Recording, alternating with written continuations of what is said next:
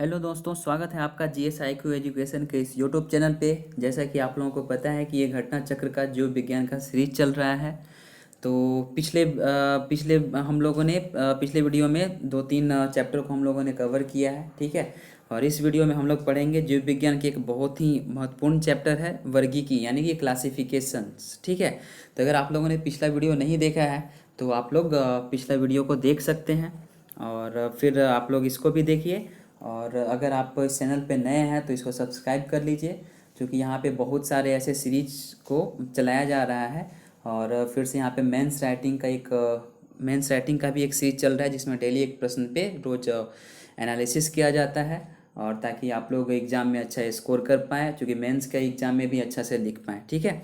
फिलहाल ये तो जीव विज्ञान का एक सीरीज है। तो इस जीव विज्ञान के सीरीज में हम आगे की ओर बढ़ते हैं, जिसमें हम लोगों का ये जो चैप्टर है वर्गीकी, यानी कि क्लासिफिकेशंस। कुछ नोट्स है जो जानना जरूरी है, जान लेते हैं, ठीक है।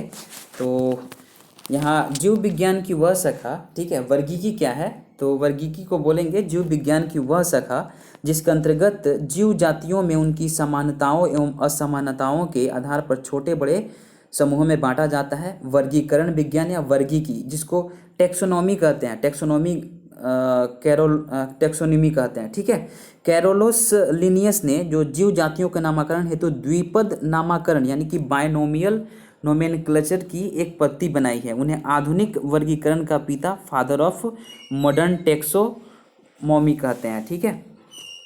ये वीडियो थोड़ा सा लंबा हो जाएगा, क्योंकि चैप्टर भी बहुत लंबा है, तो और प्रश्न की संख्या भी इसमें ज़्यादा है, तो लंबा हो सकता है। तो कोई नहीं, आप एडजस्ट कीजिए, और हो सके तो ना हो तो इसको 1.2 के स्पीड में भी इसको आप देख सकते हैं, ठीक है।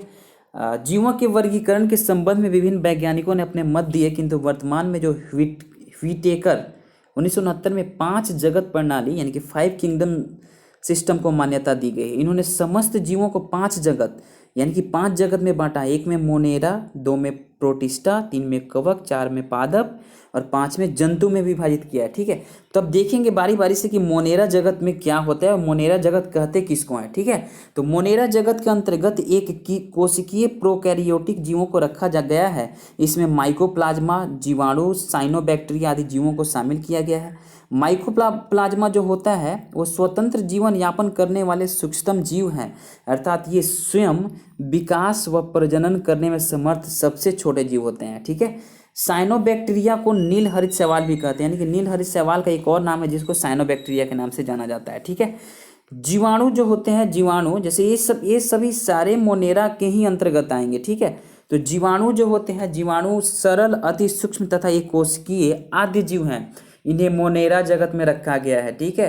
प्रायः जो जीवाणु की लंबाई जो होती है ये 2 से 4 माइक्रोन तक होती है। इन्हें देखने के लिए हम कंपाउंड माइक्रोस्कोप का प्रयोग करते हैं। ये मानव के लिए लाभदायक एवं हानिकारक दोनों हो सकते हैं, ठीक है। जैसे कि लाभदायक के रूप में हम लैक्टोबैसिलस जो दही जमाने के काम में आता है उसको हम लोग खाते हैं, ठीक है। तो ये लाभदायक भी हो सकते हैं, ठीक है। पोषण के आधार पर जीवाणु परपोषी तथा स्वपोषी, ठीक है। पोषण के आधार पर जो जीवाणु होते हैं वो परपोषी यानी हेटेरोट्रॉफिक, ठीक है, तथा स्वपोषी ऑटोट्रॉफिक होते हैं। स्वपोषी जीवाणु अब क्या होते हैं? तो स्वपोषी जीवाणु जो अपना भोजन खुद से बनाते हैं, मतलब अपना खुद से भोजन को बनाते हैं। जैसे कि स्वपोषी जीवाणु जो 2 प्रकार के होते हैं, एक होते हैं प्रकाश संश्लेषी तथा दूसरे होते हैं रसायन संश्लेषी, ठीक है। तो आर्की बैक्टीरिया के लक्षण सामान्य जीवाणुओं से एक नेक्स्ट है, आर्की बैक्टीरिया के लक्षण सामान्य जीवाणुओं से भिन्न होते हैं, ठीक है।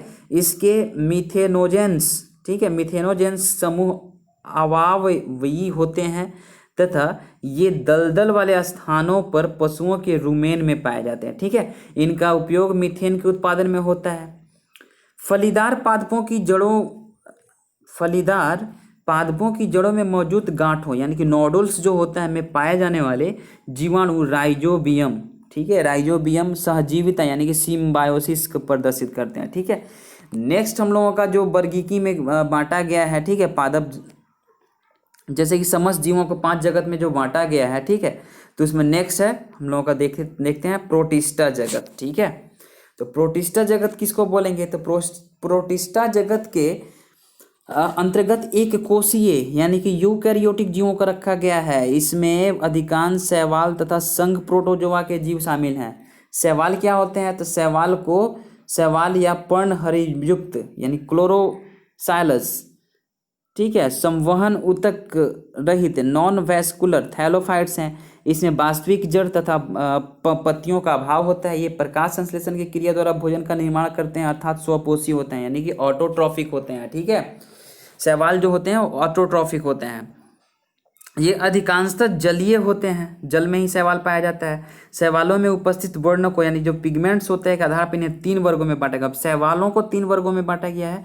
एक में है क्लोरोफाइसी को हम हरा शैवाल बोलते हैं, यानी हरे वर्ण के हरे रंग के होने के कारण उसको हरा शैवाल बोलते हैं, जिसको क्लोरोफाइसी बोलते हैं। एक को रोडोफाइसी बोलते हैं, रोडोफाइसी यानी कि लाल शैवाल लाल वर्ण के कारण होता है। फियोफाइसी मतलब भूरा शैवाल भूरे वर्ण के कारण क्या बोलेंगे उसको? फियोफाइसी। ठीक है, उल्लेखनीय है कि शैवालों के अध्ययन को फाइकोलॉजी के नाम से जाना जाता है।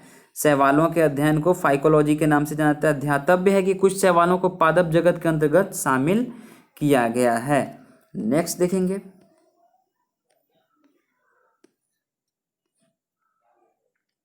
कवक।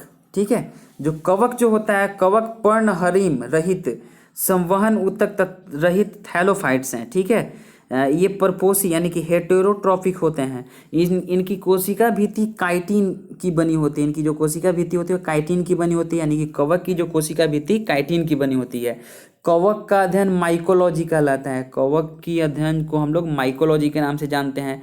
खमीर जिसको ईस्ट के नाम से जाना जाता है, और कुकुरमुत्ता या मशरूम, ठीक है, एक प्रकार के कवक हैं। कवक के प्रकार में हम खमीर और कुकुरमुत्ता को देख सकते हैं।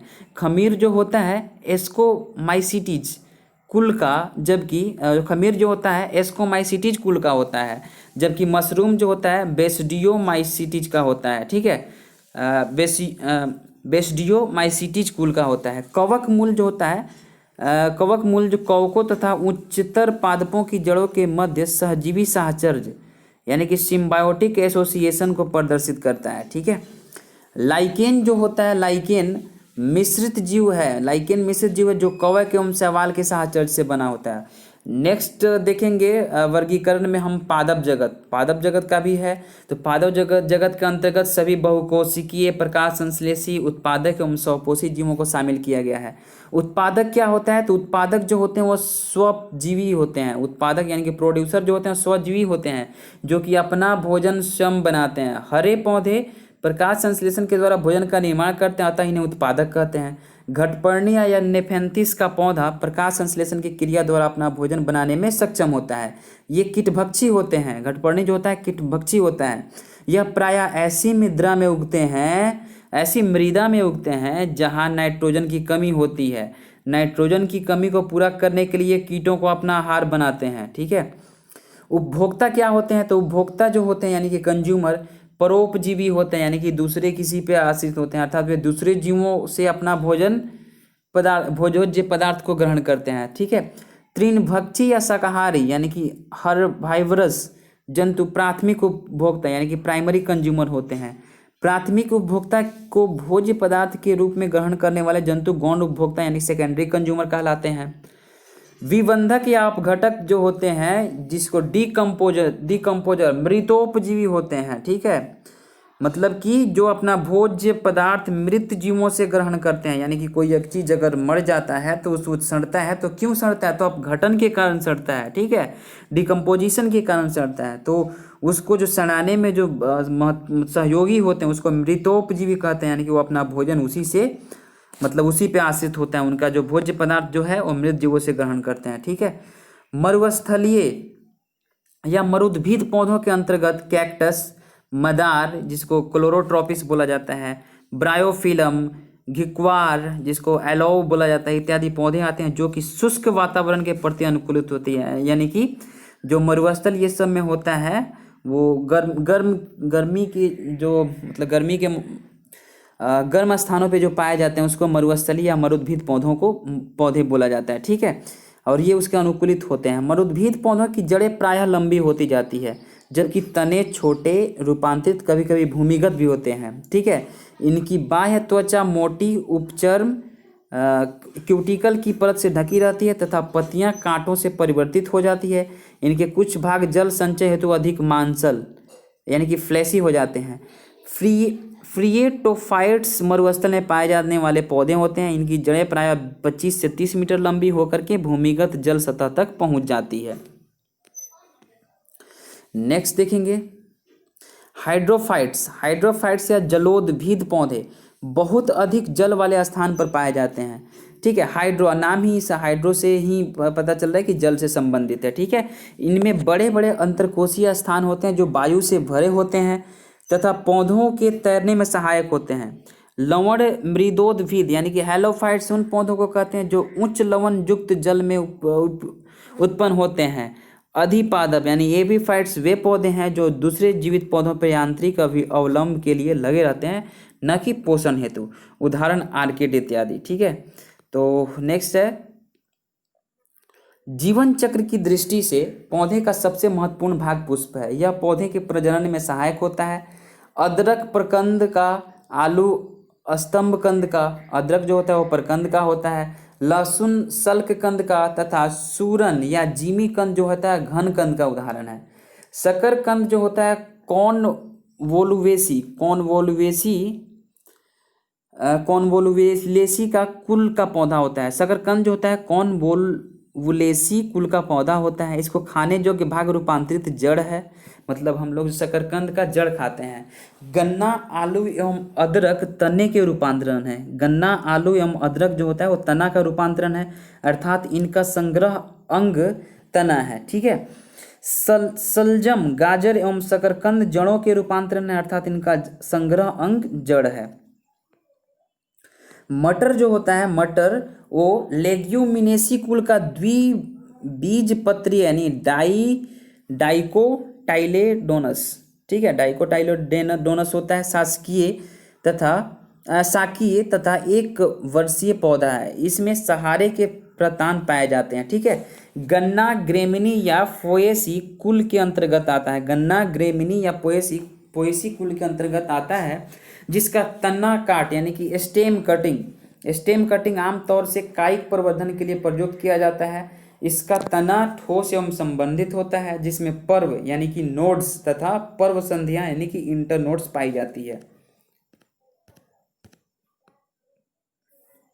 नेक्स्ट है लौंग जो होता है जिसको क्लोव बोला जाता है। मिट्रेसी कुल के साइजिजियम एरोमेटिकम या यूजीनिया कैरियोफाइलेटा नामक मध्यम कद वाले सदाबहार वृक्ष की सूखी हुई पुष्प कलिका से प्राप्त किया जाता है। इसका उपयोग भोज्य पदार्थों तथा दंतशूल निवारक इत्यादि में किया जाता है। इसका जन्म स्थल इंडोनेशिया को माना जाता है तथा इसका उपयोग समस्त विश्व में होता है। ठीक है, लौंग का जन्मस्थल माना जाता है इंडोनेशिया को। ठीक है, अब केसर के बारे में जानेंगे। केसर एक मसाला है जिसे इरिडेसी कुल के क्रोकस सेटाइवस नामक पौधों के पुष्प वर्तिका तथा वर्तिकाग्र में प्राप्त किया जाता है। इसका उपयोग औषधि तथा भोज्य पदार्थ को स्वादिष्ट तथा सुनहला बनाने में किया जाता है।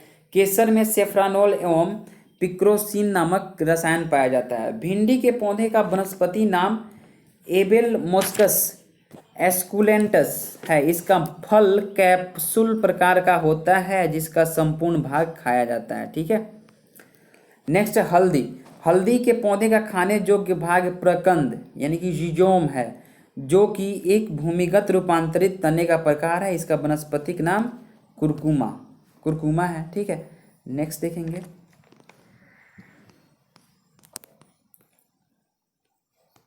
कुरकुमा लौंगा। ठीक है, हल्दी का जो मूल का नाम है कुरकुमा लौंगा है। यह जो होता है जिजीवरेंसी कुल का सदस्य है। इसका उपयोग औषधि मसाले तथा रंग कारक इत्यादि के रूप में होता है। ठीक है, शहतूत अनानास तथा कटहल का फल सैरोसिस कहलाता है। काजू व सिंघाड़ा का फल नट कहलाता है। सिंघाड़ा का बीज जबकि लीची का मांसल बीज चोल खाया जाता है। सेब व नाशपाती का फल पोम जबकि खीरा, खरबूज और लौकी का फल पीपो कहलाता है। ठीक है, पोम कौन सा कहलाएगा? तो सेब और नाशपाती का फल पोम पोम कहलाएगा, और खीरा खरबूजा का फल क्या कहलाएगा? खीरा और खरबूजा जो होता है वो क्या कहलाएगा? खीरा, खरबूजा और लौकी कहलाएगा पीपो। ठीक है, नेक्स्ट घृत कुमारी या एलोवेरा। ठीक है, घृत कुमारी या एलोवेरा एक औषधीय फसल है। गन्ना तथा कपास नकदी फसलें हैं। महुआ एक उष्णकटिबंधीय वृक्ष है जो भारत के मैदानी क्षेत्रों में पाया जाता है। इसके फल से तेल तथा इसके फूल से शराब बनाई जाती है। कुनैन जो है, कुनैन मलेरिया के उपचार के लिए एक प्रमुख औषधि है। कुनैन जो है मलेरिया उपचार के लिए एक प्रमुख औषधि है, जिसे सिनकोना नामक आवृत वृजी पौधों की छाल से प्राप्त किया जाता है। मलेरिया निदान हेतु आर्टीथर नामक औषधि बीजीय पादप यानी सीडेड प्लांट से तैयार की जाती है।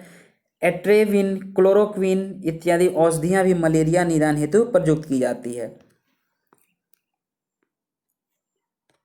सन जो होता है, सन, पटसन तथा जूट के तनों स्टेम की रेटिंग से रेशा प्राप्त किया जाता है, जबकि कपास के फलों में स्थित बीजों के बीजारोपण से लगी रेशों से प्राप्त करते हैं। ये दो प्रकार के होते हैं, बड़ी लिंट रेशा तथा छोटी फज रेशा। लिंट रेशे व्यापारिक तौर पर अधिक महत्वपूर्ण होते हैं। कपास का प्रमुख रासायनिक घटक सेलुलोज है, जिसकी मात्रा 91 से 94% तक होती है। इसमें लगभग 6 से 8% तथा सूक्ष्म मात्रा में वसा, प्रोटीन, प्रोटोप्लाज्म, खनिज लवण पाए जाते हैं। पपीता का वानस्पतिक नाम कैरिका पपाया। पपीता का वानस्पतिक नाम कैरिका पपाया है। इसमें उपस्थित पपैन एंजाइम प्रोटीन के पाचन में सहायक होता है। ठीक है, पपैन एंजाइम। इसका पीला रंग इसमें उपस्थित कैरिकाजैंथिन ठीक है, कैरिकाजैंथिन नामक वर्णक के कारण होता है। सेव जो होता है, फल में लाली का कारण एंथोसाइनिन नामक वर्णीय लवक है। सेव के फल में लाली का कारण जो है एंथोसाइनिन नामक वर्णीय लवक है। लाल नारंगी रंग के वर्णक जैसे कैरोटीन गाजर में, टमाटर में लाइकोपीन वर्णक, पीले रंग के वर्णक जैसे जैंथोफिल हल्दी में तथा चुकंदर में विटरनिन वर्णक होते हैं। ठीक है, अफीम के पौधे का वानस्पतिक नाम पैपावर सोमनिफेरम है। इसे सामान्यतः ओपियम पॉपी कहते हैं। इससे नोस्कापिन, पैपावरिन, कोडीन, हेरोइन, मॉर्फिन आदि औषधियाँ यानी कि ड्रग्स प्राप्त की जाती है। मॉर्फिन जो है, मॉर्फिन पौधे के अपरिपक्व फलों से प्राप्त किया। मॉर्फिन जो है पौधे के अपरिपक्व फलों से प्राप्त की जाती है। ठीक है, एक बार और देख लेते हैं ये क्वेश्चन जो कि बार बार पूछा जाता है। अफीम के पौधे का वानस्पतिक नाम जो है वो पैपावर सोमनिफेरम है। इसे सामान्यतः ओपियम पॉपी कहते हैं। इसमें नोस्कापिन, पैपावरिन, कोडीन, हेरोइन, अर्फ और अफीम, मॉर्फिन आदि औषधियाँ प्राप्त की जाती है। ठीक है,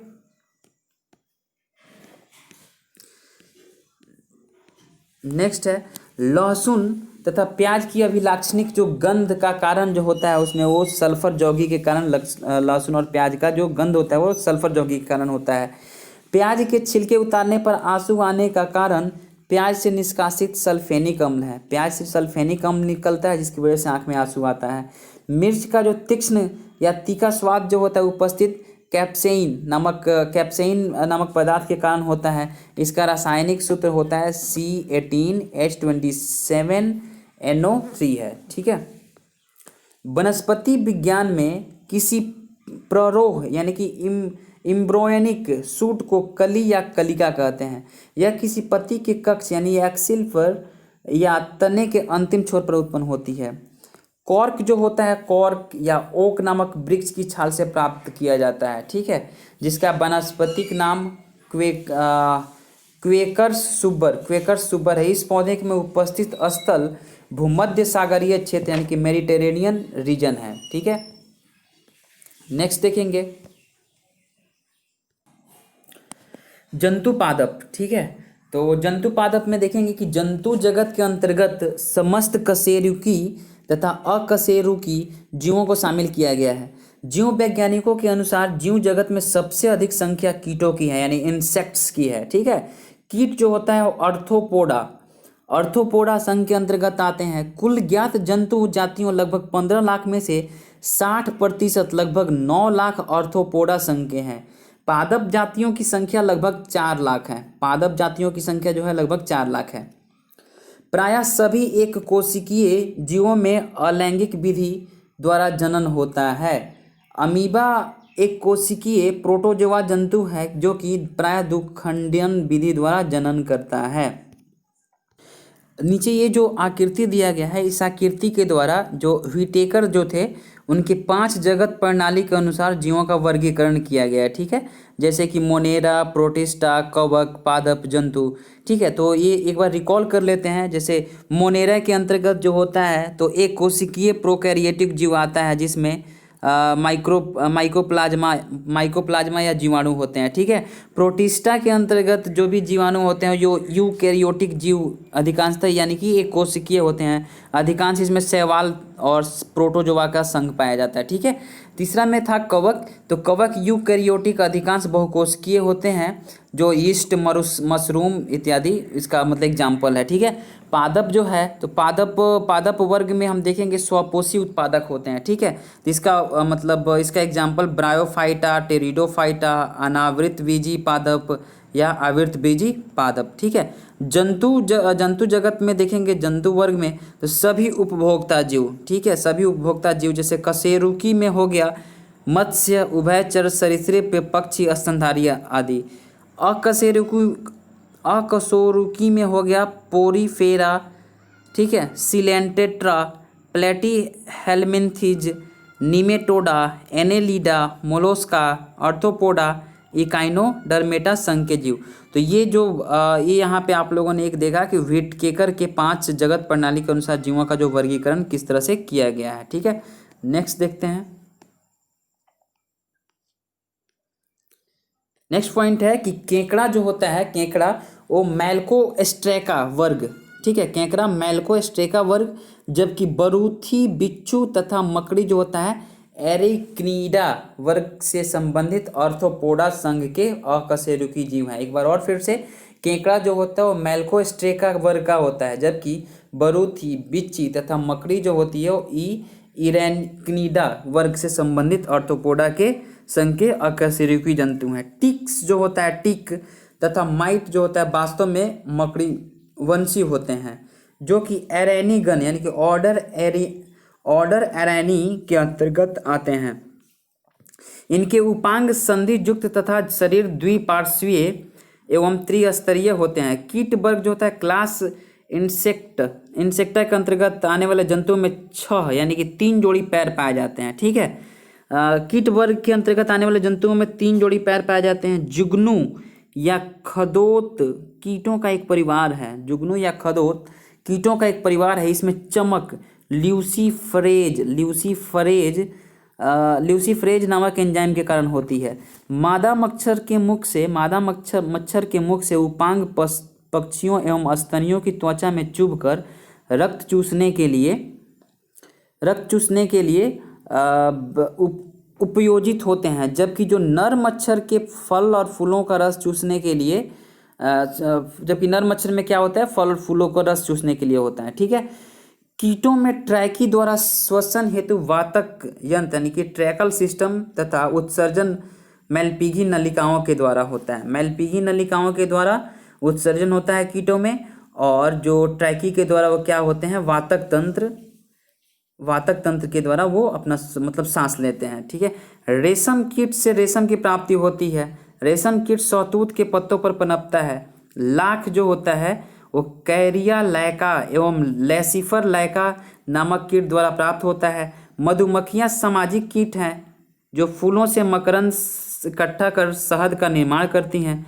मोती वस्तुतः मोलस्का संघ के जीव पिंकटेडा या पर्ल ओयस्टर द्वारा प्राप्त किया जाता है। इकाइनोडर्म जो होता है वो समुद्र में पाए जाने वाले पंचतई अरीय सममित वाले ड्यूटरोस्टोमी यूसिलोमोट यूमोटाजोआ होते हैं।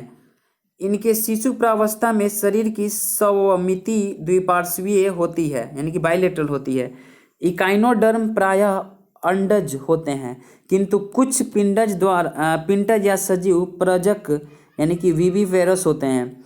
ऑक्टोपस जो होता है, ऑक्टोपस सिपेलोपोडा वर्ग का एक मृदु कवची जंतु है जिसे डेविल फिश के नाम से भी जाना जाता है। इसके सिर पर 8 भुजाएं पाई जाती है। विशाल स्क्विड्स तथा कोलोसल स्क्विड्स सबसे बड़े अकशेरुकी हैं। ठीक है, विशाल स्क्विड्स तथा कोलोसल स्क्विड्स जो है ना, 2 सबसे बड़े अकशेरुकी हैं, सबसे बड़े। ठीक है, कोलोसल स्क्विड्स की लंबाई अपेक्षाकृत कम किंतु वजन अधिक होता है। ठीक है, समतापी जो होता है होमोथर्मल अर्थात गर्म रुधिर वाले यानी कि वार्म ब्लडेड वे जंतु होते हैं जिनका शरीर का ताप वातावरण के ताप से प्रभावित न होकर सदैव एक सा रहता है। यानी कि गर्म रुधिर वाले जंतु, जिसका मतलब खून गर्म रुधिर वाले जंतु जिसको समतापी बोला जाता है, जिनके शरीर का ताप वातावरण के ताप से प्रभावित नहीं होता है, वो सदैव एक सा रहता है। इसके अंतर्गत पक्षी तथा स्तनधारी आते हैं। ठीक है, असमतापी जो होते हैं अर्थात ठंडे रुधिर वाले जो कोल्ड ब्लडेड होते हैं, वे जंतु जिनके शरीर का तापमान वातावरण के ताप के अनुसार घटता बढ़ता रहता है। ठीक है, इसके अंतर्गत मत्स्य, उभयचर, सरीसृप इत्यादि जंतु आते हैं। नेक्स्ट देखते हैं कि रात्रिचर जो जंतु होते हैं वो दिन में आराम करते हैं किंतु रात्रि में सक्रिय रहते हैं। इन जंतुओं में प्रायः श्रवण तथा घ्राण केंद्रियां अत्यधिक विकसित होती है एवं दृष्टि क्षमता विशेष अनुकूलित होती है। जो मच्छर और चमगादड़, उल्लू, कीवी इत्यादि जंतु प्रायः रात्रिचर होते हैं। मतलब कि जो रात्रिचर एक बार और इसको रिकॉल करते हैं कि रात्रिचर जंतु जो होते हैं, यानी कि नॉकटर्नल एनिमल जो होते हैं, वो दिन में आराम करते हैं किंतु रात्रि में सक्रिय होते हैं। इन जंतुओं में प्रायः श्रवण तथा घ्राण केंद्रियां अत्यधिक विकसित होती है एवं दृष्टि क्षमता विशेष अनुकूलित होती है। मच्छर, चमगादड़, उल्लू, कीवी इत्यादि जंतु प्रायः रात्रिचर होते हैं। कुछ जंतुओं के नाम मछलियों के नाम से मिलते जुलते हैं, कुछ जंतुओं के नाम मछलियों के नाम से मिलते जुलते हैं, परंतु ये वास्तविक मछलियाँ नहीं हैं। जैसे कि जेली फिश, सब में फिश लगा हुआ, फिश का मतलब मछली, लेकिन ये मछलियाँ नहीं है। जेली फिश जिसको निडेरिया बोला जाता है, सितारा फिश जो होता है, स्टार फिश, ठीक है, इकोइनोडर्म बोला जाता है। रजत मीन या फिर सिल्वर फिश जिसको कीट वर्ग में होता है। कटल फिश जो होता है, कटल फिश मोलस्क वर्ग का होता है। Hague fish Cyclostomata, Hague fish जो होता है वो साइक्लोस्टोमेटा से संबंधित है। डेविल फिश जो है वो क्या है, वो मोलस्क है। क्रेफिश जो है वो अर्थोपोडा है। कुछ वास्तविक मछलियां हैं, ठीक है, कुछ वास्तविक मछलियां भी हैं, जैसे कि फ्लाइंग फिश को बोलेंगे वास्तविक मछलियां हैं। Cat fish, pipe fish, paddle fish, gold fish, globe fish, cat fish इत्यादि। ठीक है, डॉग फिश जो होता है, डॉग फिश वो एस्कोलियोडॉन को कहते हैं। डॉग फिश एस्कोलियोडॉन को कहते हैं, जो कि एक उपास्थि मीन कार्टिलैगिनस फिश है जो समुद्री घोड़ा है। ठीक है, मतलब जो डॉग फिश होता है एस्कोलियोडॉन को कहते हैं, डॉग फिश एस्कोलियोडॉन को कहते हैं, जो कि एक उपास्थि मीन है। ठीक है, समुद्री घोड़ा या अश्वमीन हिप्पोकैम्पस को बोलते हैं। समुद्री घोड़ा या अश्वमीन जो होता है हिप्पोकैम्पस को बोलते हैं, जो कि एक वास्तविक मीन यानी कि बोनी फिश है। मछलियाँ जो होती है, मछलियों में श्वसन के लिए गलफड़े पाए जाते हैं, जो कि पूर्णतः जल में घुली ऑक्सीजन को ही ग्रहण करने के लिए अनुकूलित होती है। सर्दियों के मौसम में झीलों तथा नदियों के केवल ऊपरी परत ही जमती है, जबकि नीचे की परत का जल अपने तरल के रूप में ही विद्यमान होता है। इसलिए मछलियाँ तथा अन्य जलीय प्राणी जमी हुई झीलों के नदियों में भी जीवित रह सकते हैं। एम्फीबिया जो होता है अर्थात उभयचर वर्ग के अंतर्गत ऐसे जंतु आते हैं जिनका शरीर जलीय एवं स्थलीय दोनों प्रकार के जीवन के लिए उपयोजित होता है। सरीसृप जो होता है, ठीक है, जिसको रेप्टिलिया बोलते हैं, वर्ग के अंतर्गत कछुआ, मगरमच्छ, सर्प इत्यादि जंतुओं को शामिल किया गया है। ठीक है, यानी कि सरीसृप वे प्राणी होते हैं जो रेंग के चलते हैं। अधिकांश सर्प विषहीन होते हैं, जबकि कुछ प्रजातियां जैसे करैत, कोबरा, वाइपर आदि विषैले होते हैं। ठीक है, विषैले सांपों में ऊपरी जबड़ों की मैक्सिली हड्डियां, ठीक है, विषैले सर्पों में ऊपरी जबड़ों की मैक्सिली हड्डियों के 1 से 3 जोड़ी प्रायः एक जोड़ी बड़े व पीछे की ओर मुड़े 20 दंत, जिसको पॉयजन फंक्स बोलते हैं, तालू से मुखाग्रासन गुहिका में उभरे होते हैं। यह मैक्सिलरी दंत यानी कि जीविका दंत ऊपर जबड़े में ही स्थित 20 ग्रंथियों से संबंध होते हैं। विष ग्रंथियां कशेरुकी प्राणियों की लार ग्रंथियों के समांगी होती है। चमगादड़ आकाश में उड़ने वाला एक रात्रिचर स्तनधारी प्राणी है जो पक्षी वर्ग में नहीं आता है। नेक्स्ट है कंगारू रैट जो है, कंगारू चूहा जो है वो बिना पानी पिए लंबे अवधि तक जीवित रह सकता है। इसमें यह अनुकूलता उसके उत्सर्जन तंत्र यानी कि वृक्क की विशेष संरचना व कार्यप्रणाली के कारण होता है। नेक्स्ट देखें, ब्लू व्हेल पृथ्वी पर पाया जाने वाला सबसे बड़ा स्तनपायी जलीय जीव है। इसकी लंबाई लगभग 33 मीटर तथा वजन 180 मीट्रिक टन से भी अधिक होता है। स्पर्म व्हेल जो है होता है वो विशालतम दांत वाला मांसाहारी व्हेल है। इसकी लंबाई अनुमानतः 50 से 55 फीट एवं वजन जो होता है 35 से 45 टन होता है। समुद्री शेर जिसको सी लायन या सील या फोका, वालरस तथा डॉल्फिन जो होता है वो भी जलीय स्तनधारी हैं, जिसमें डॉल्फिन सीटेसिया गण जबकि अन्य तीनों कार्निवोरा गण के अंतर्गत आते हैं। डॉल्फिन अत्यंत ही बुद्धिमान जंतु होता है। डॉल्फिन जो अत्यंत ही बुद्धिमान जंतु है। गंगा नदी में पाई जाने वाली डॉल्फिन को राष्ट्रीय जलीय जीव घोषित किया गया है। समुद्री गाय जो है जिसको सी काऊ जानते हैं, एक विशाल शाकाहारी जलीय स्तनधारी जीव है। एकिडना तथा प्लेटिपस एकमात्र अंडे देने वाली स्तनपायी जीव है। नील गाय भारत में पाई जाने वाली विशालतम मृग प्रजाति है। कपी जो होता है, कपी के बारे में थोड़ा जानते हैं। कपी जो होता है प्राणी जगत में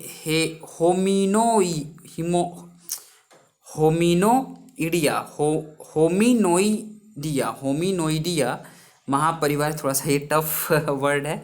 कपी प्राणी जगत में होमिनोडिया महापरिवार की सदस्य जातियों का कहा जाता है। इनकी दो मुख्य शाखाएं हैं, ठीक है। इनकी दो मुख्य शाखाएं हैं, एक हीन कपी।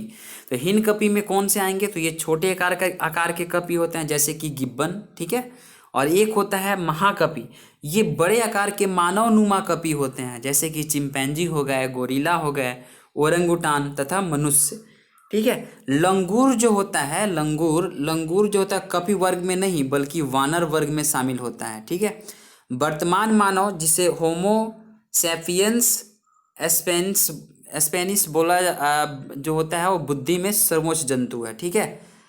वर्तमान मानव जो है वो बुद्धि में सर्वोच्च जंतु है। इसमें चिंतन, जानने की इच्छा प्रकट करना, तर्क संकट तथा अक्षरबद्ध वाणी और भौतिक मुद्राओं तथा भावनाओं की अभिव्यक्ति इत्यादि की क्षमताएं होती है। इनके कपाल गुहा का आयतन 1350 से 1500 क्यूबिक सेंटीमीटर होता है। नेक्स्ट हम यहाँ पे आगे प्रश्न देखेंगे जो यूपीएससी, बीपीएससी और अदर स्टेट पीसीएस में किस तरह से पूछे गए हैं, तो उसके बारे में हम यहाँ पे देखेंगे, ठीक है। तो जीव विज्ञानियों ने, पहला प्रश्न है कि जीव विज्ञानियों ने पादप जगत व प्राणी जगत की जातियों को बहुत बड़ी संख्या में ज्ञात किया है या ढूंढ निकाला है और पहचान लिया है, ठीक है। संख्या की दृष्टि से अब तक ढूंढे हुए और पहचाने हुए जीवों में सबसे अधिक संख्या क्या है, तो हम लोग पहले भी नोट्स में पढ़े तो कीटों की संख्या सबसे अधिक है। व्याख्या में यही लिखा हुआ है कि जीव विज्ञानियों के अनुसार जीव जगत में सबसे अधिक कीटों की संख्या है। कीट जो होता है ऑर्थोपोडा संघ के अंतर्गत आते हैं तथा ऑर्थोपोडा संघ के अंतर्गत कुल ज्ञात जंतु जातियों लगभग 15 लाख में लगभग 60% यानी कि 9 लाख जो है वो आर्थ्रोपोड्स संघ के हैं। जंतु जल, स्थल तथा वायु सभी जगहों में पाए जाते हैं। पादप जातियों की संख्या लगभग 4 लाख है, ठीक है। नेक्स्ट क्वेश्चन देखते हैं।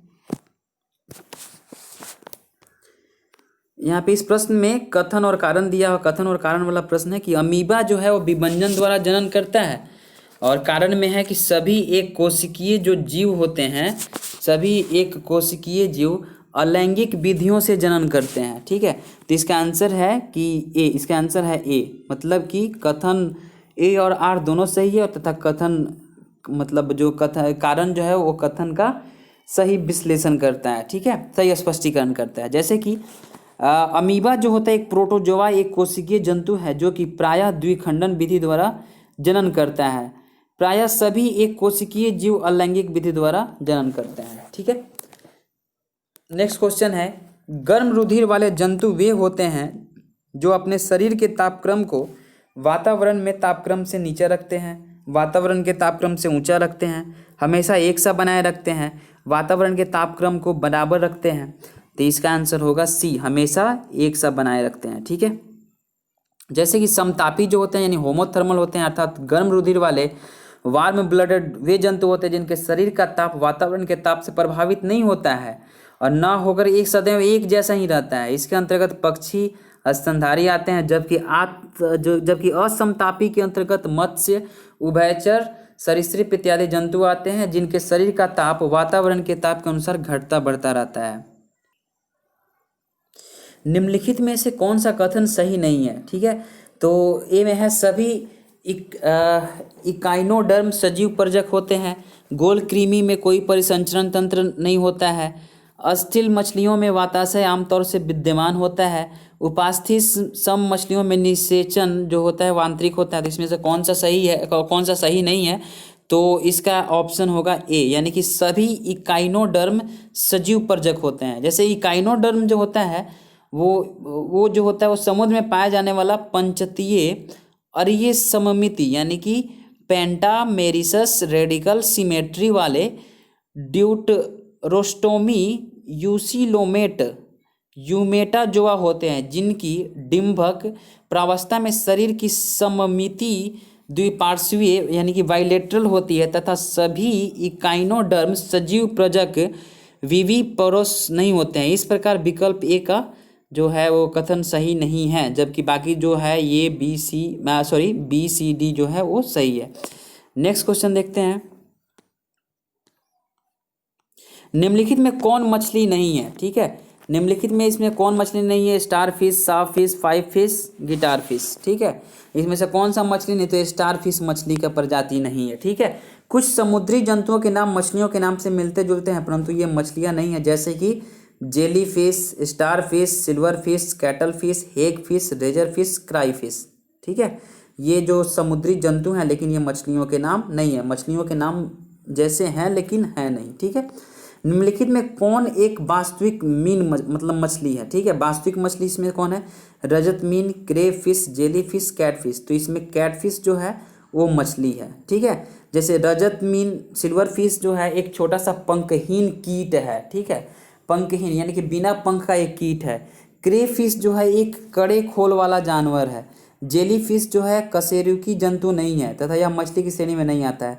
कैट फिश जो है वो रियलिस्टिक में फिश है, मतलब वास्तविक मीन है। ठीक है, निम्न में से कौन सा वास्तविक रूप में मछली है? तो star fish, jelly fish, dog fish, समुद्री घोड़ा। ठीक है, तो वास्तविक रूप से मछली कौन सा है? तो इसका आंसर होगा समुद्री घोड़ा। इसको देख लेते हैं। सितारा मछली जो होती है मतलब जिसको स्टार फिश बोला जाता है, सितारे नुमा इकाइनोडर्म श्रेणी की एक जंतु है। जेली फिश जो होती है वो ऑरिलिया को कहते हैं जो संग सिलेंट्रेट का एक जंतु है।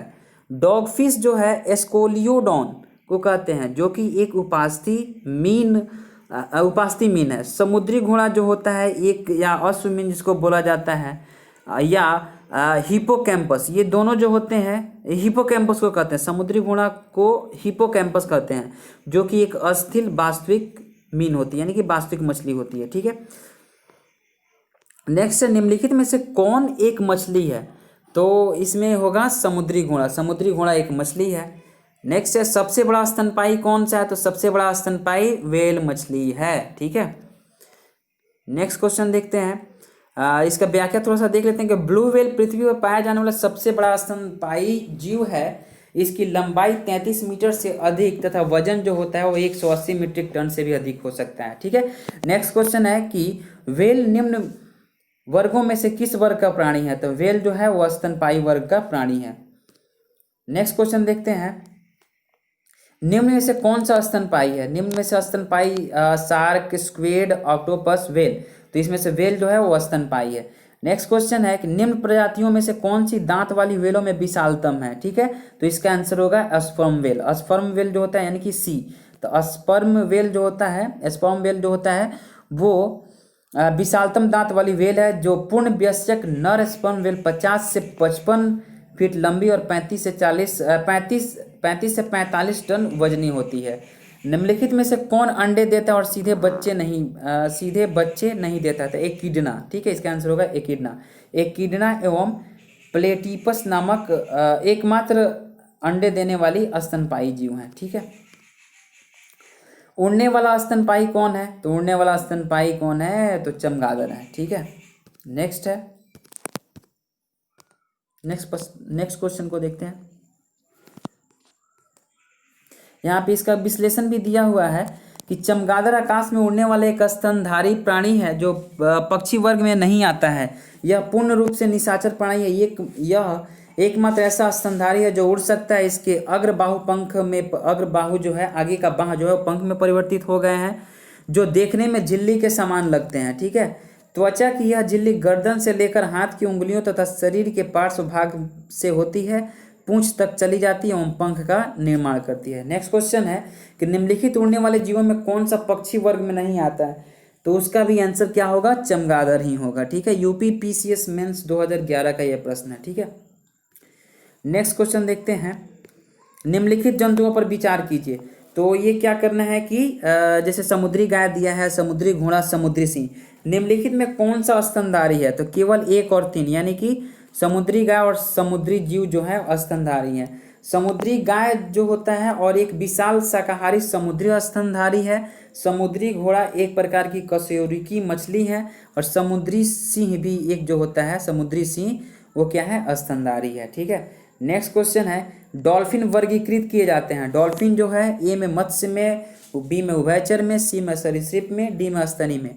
तो ये डॉल्फिन जो होता है इसको किया जाता है स्तनी में, ठीक है। 40वें बीपीएससी प्री 1995 में पूछा गया प्रश्न है। तो डॉल्फिन जो होता है एक जलीय जंतु है जिसे स्तनी वर्ग अर्थात मैमेलिया के गण सीटेसिया में रखा गया है। यह एक अत्यंत ही बुद्धिमान जंतु है जिसका शरीर धारा रेखित होता है। इनके मादा में चूचुक उपस्थित होते हैं। गंगा नदी में पाई जाने वाले डॉल्फिन को राष्ट्रीय जलीय जीव घोषित किया गया, ठीक है। नेक्स्ट क्वेश्चन है, निम्नलिखित में सील किस जाति का है? निम्नलिखित में सील किस जाति का है? तो इसका आंसर होगा स्तनपायी जाति का है, ठीक है। इसका थोड़ा सा व्याख्या भी देख लेते हैं। सील या फोका एक स्तनपायी यानी कि मैमेलिया जंतु है जो गण कार्निवोरा के अंतर्गत आता है। यह एक जलीय चुस्त शक्तिशाली स्तनधारी जंतु है जो कि मांसाहारी होता है। शिकार करने के लिए इसमें नुकीले कैनाइन दांत पाए जाते हैं तथा तैरने के लिए इसमें चप्पू या फ्लीपर्स भी उपस्थित होते हैं। नेक्स्ट क्वेश्चन है कि नृशंस प्राणी कौन सा है? नृशंस, ये 39वें बीपीएससी प्री 1994 में पूछा गया प्रश्न है। तो इसका आंसर होगा व्हेल, यानी कि व्हेल जो होता है एक नृशंस प्राणी है जो कि एक स्तनधारी जलीय जंतु एक्वेटिक एनिमल। इसका शरीर धारा रेखित यानी कि स्ट्रीम लाइंड होते हैं तथा इसकी त्वचा के नीचे वसा का मोटा स्तर ब्लबर शरीर में ताप रोधक का कार्य करता है, ठीक है। नेक्स्ट क्वेश्चन है, एम्फीबिया बनाता है। एम्फीबिया जो है एम्फीबिया बनाता है, एक सेकंड, एम्फीबिया बताता है। एम्फीबिया क्या बताता है? तो इसका आंसर होगा ये में दिया है बहुत तेजी से चलने वाले नावों को, केवल जल में ही रह सकने वाले पशुओं को, केवल स्थल पर ही रह सकने वाले पशुओं को, जल एवं स्थल दोनों पर ही रह सकने वाले पशुओं को। तो इसका आंसर होगा जल एवं स्थल दोनों पर ही रह सकने वाले पशुओं को, ठीक है।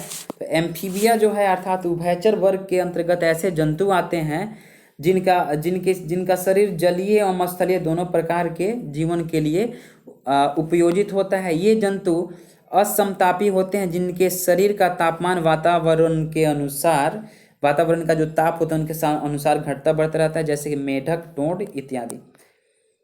नेक्स्ट क्वेश्चन है, निम्न में से कौन सा गुण मनुष्य को अन्य सभी वानर गुणों से पृथक करता है?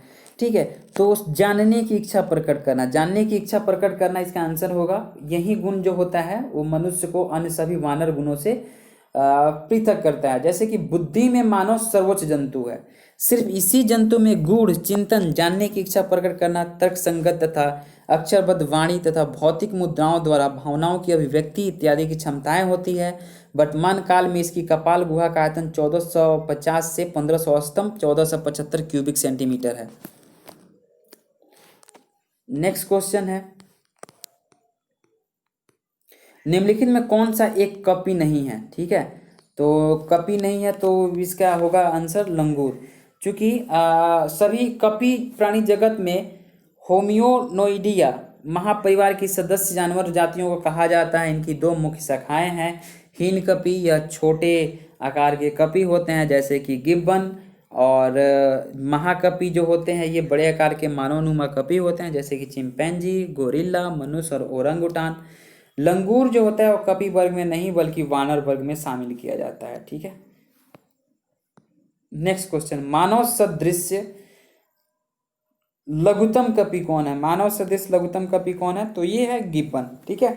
गिब्बन हीन कपी की श्रेणी में आते हैं। यह छोटे आकार के कपी होते हैं जबकि चिंपैंजी, गोरिल्ला, ओरंगुटान बड़े आकार के कपी होते हैं तथा ये महाकपी की श्रेणी में आते हैं। नेक्स्ट है, नीलगाय निम्नलिखित कुल में आती है। नीलगाय जो होती है वो हिरण के कुल में आती है, ठीक है। नीलगाय भारत में पाई जाने वाली विशालतम मृग प्रजाति है। मृग उन जंतुओं को कहा जाता है जिनमें अस्थायी सींग होते हैं, अर्थात हिरणों के श्रृंगाभों के समान नीलगाय के सींग पर हर साल गिरकर नए सिरे से नहीं उगते, ठीक है। नेक्स्ट क्वेश्चन है, निम्नलिखित में से किस जंतु में खुर नहीं पाए जाते हैं? तो गीदड़ में खुर नहीं पाया जाता है। गीदड़ को छोड़कर शेष खुर वाले पशु हैं, ठीक है। गीदड़ कुत्ते के परिवार का एक प्रजाति है। सामान्य गीदड़ों का वैज्ञानिक नाम कैनिस आरियस है। गीदड़ों के पैर नाखून युक्त गद्दीदार होते हैं। नेक्स्ट क्वेश्चन है, ऑक्टोपस क्या है? ऑक्टोपस एक प्रकार का क्या है? तो देखते हैं। ऑक्टोपस जो होता है, ऑक्टोपस जो होता है वो क्या होता है? तो एक मृदकवची मोलस्क है, ठीक है। मृदकवची मोलस्क है। एक सेकेंड, सॉरी।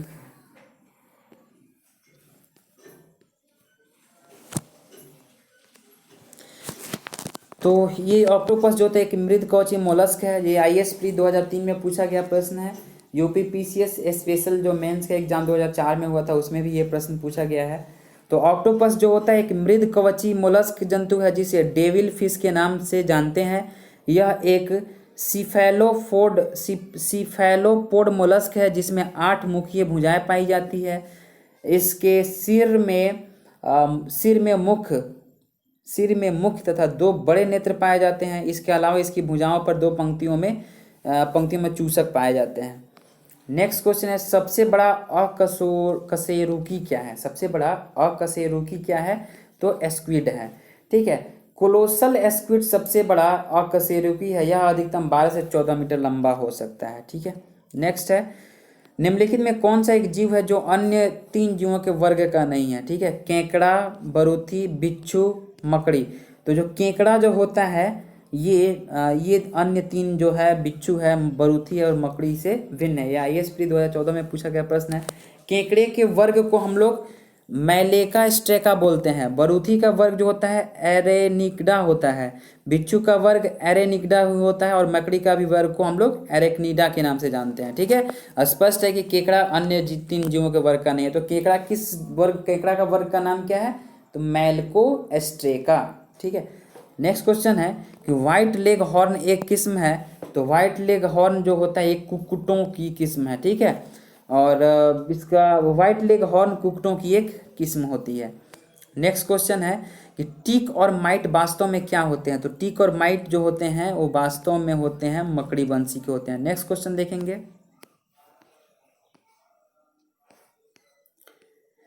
इसका थोड़ा सा एक्सप्लेनेशन देख लेते हैं। टीक तथा माइट जो होते हैं वास्तव में मकड़ी वंशी होते हैं जो कि एरेनिगन के अंतर्गत आते हैं। इनके उपांग यानी कि अपेंडिक्स जो होता है संधियुक्त ज्वाइंटेड होते हैं तथा इनका शरीर जो होता है द्विपार्श्वीय होता है, बाइलेटरल एवं त्रिस्तरीय यानी कि ट्रिप्लोब्लास्टिक होता है। अधिकांश टीक जो होते हैं वो कशेरुकी जीवों के बाह्य परजीवी होते हैं जबकि माइटस जो होते हैं परजीवी तथा स्वतंत्र जीवी होते हैं। नेक्स्ट है जुगनू क्या होता है? जुगनू जो होता है एक कीट होता है, ठीक है। जुगनू या खदोत कीटों का एक परिवार है। इसके पंख होते हैं। ये जीव दीप्ति मतलब ये प्रकाश उत्पन्न करते हैं तथा अपने संगी को आकृष्ट करते हैं या दूसरे जानवरों को शिकार के लिए इसका उपयोग करते हैं, ठीक है। वैज्ञानिकों ने यह सिद्ध किया है कि जुगनू की चमक ल्यूसीफेरस नामक एंजाइम के कारण होती है। कौन सा एंजाइम होता है? एंजाइम का नाम है ल्यूसीफेरस। नेक्स्ट क्वेश्चन, निम्नांकित में कौन सा कीट नहीं है? तो निम्नांकित में मकड़ी जो होता है वो कीट नहीं है, ठीक है। मकड़ी जो होता है जिसको स्पाइडर के नाम से जाना जाता है, स्पाइडर वर्ग एरेनिक्डा तथा क्रम एरेनी का एक जंतु है जो कि उदर के पश्च भाग में स्थित ग्रंथियों के स्राव से जाला बनाती है, ठीक है। वो जो जाला जो बनाती है उसके उदर के पश्च भाग में स्थित ग्रंथियों के द्वारा बनाती है। सभी जो मकड़ियाँ होती है वो परभक्षी होती है, यानी कि प्रीडेटर्स होती है। अन्य विकल्प के जंतु कीट वर्ग क्लास जो है इंसेक्टा के अंतर्गत आते हैं, यानी कीटों के अंतर्गत आते हैं, ठीक है।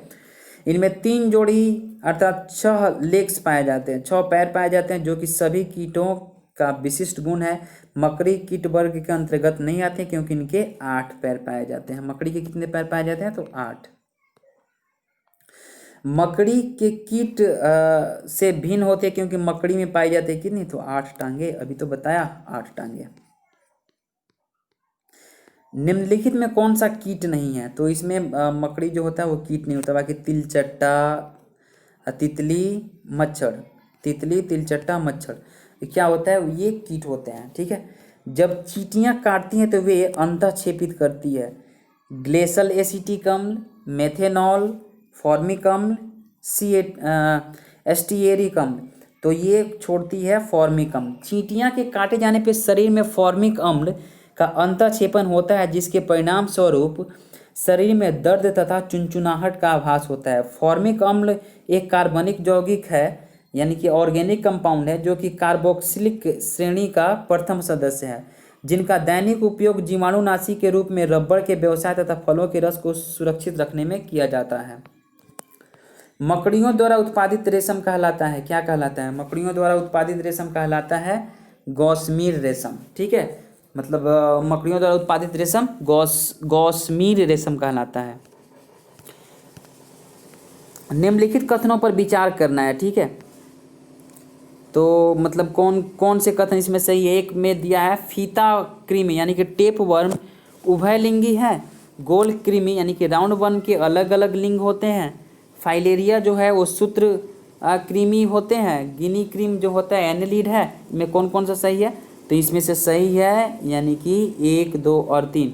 मतलब कि टेप वर्म जो होता है वो उभयलिंगी होता है, राउंड वर्म जो होता है उसके अलग अलग लिंग होते हैं, फाइलेरिया जो होता है वो सूत्रकृमि से होता है, ठीक है, यानी कि नीमाटोड से होता है, नेमाटोड से होता है। और गिनी कृमि जो है वो गिनिया वर्म एनेलिड नहीं है, ठीक है। तो 1, 2, 3 सही है, ठीक है।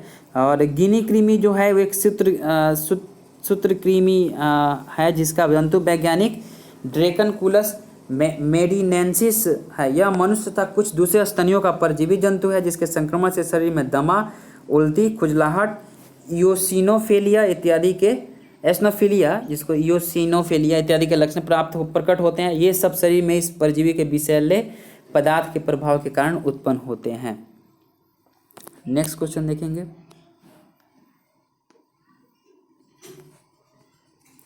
निम्नलिखित में से किस ग्रुप के जंतु प्रायः रात्रिचर होते हैं? तो रात्रिचर में मच्छर, चमगादड़ और उल्लू, ठीक है। रात्रिचर यानी कि नॉकटर्नल एनिमल वे जंतु होते हैं जो दिन के में आराम करते हैं किंतु रात्रि में सक्रिय हो जाते हैं। इन जंतुओं में प्रायः श्रवण तथा घ्राण केंद्रियां अत्यधिक विकसित होती है एवं दृष्टि क्षमता विशेष अनुकूलित होती है। मच्छर यानी कि मस्क्यूटो, चमगादड़, उल्लू, कीवी इत्यादि रात्रिचर जंतु होते हैं। मच्छरों के बारे में निम्नलिखित कथनों पर विचार कीजिए।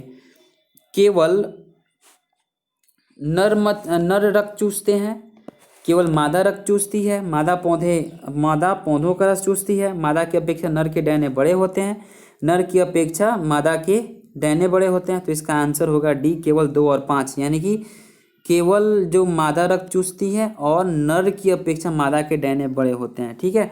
केवल इसका व्याख्या है कि केवल मादा मच्छर ही गर्म रुधिर वाले कशेरुकियों, पक्षियों, मस्तनियों के का रुधिर चूसती है और बाह्य परजीवी के रूप में होती है। नर मच्छर रुधिर नहीं चूसते हैं, ये अपना पोषण फल फूलों के रस से करते हैं। कभी कभी मादाएं भी फल फूलों का रस चूस सकती है, मादा मच्छर सामान्यतः नर मच्छर से बड़े होते हैं। विकल्प डी इसका जो होगा अभिष्ट सही उत्तर होगा। ओके, 40 नंबर क्वेश्चन देखते हैं कि निम्नलिखित में से कौन सा प्राणी अपनी आंत्र में जल संग्रह कर सकता है। तो ये ऊंट अपनी आंत में क्या करता है, जल का संग्रह कर सकता है। ऊंट जो होता है रेगिस्तान का जहाज कहा जाता है, क्योंकि इनका शरीर पूर्णतः मरुस्थल डेजर्ट के प्रति अनुकूलित होता है। इनके पैर गद्देदार होते हैं, श्वसन की लय से अति धीमी होती है तथा एक बार में अत्यधिक जल को पीकर जल का संग्रह कर लेते हैं, जिससे कई दिनों तक उन्हें जल की आवश्यकता नहीं होती है। नेक्स्ट क्वेश्चन देखेंगे, निम्नलिखित में से कौन सा जानवर बिना पानी पिए सबसे लंबी अवधि तक रह सकता है। तो इसका आंसर होगा कंगारू चूहा। कंगारू चूहा जो होता है बिना पानी पिए सबसे लंबी अवधि तक रह सकता है।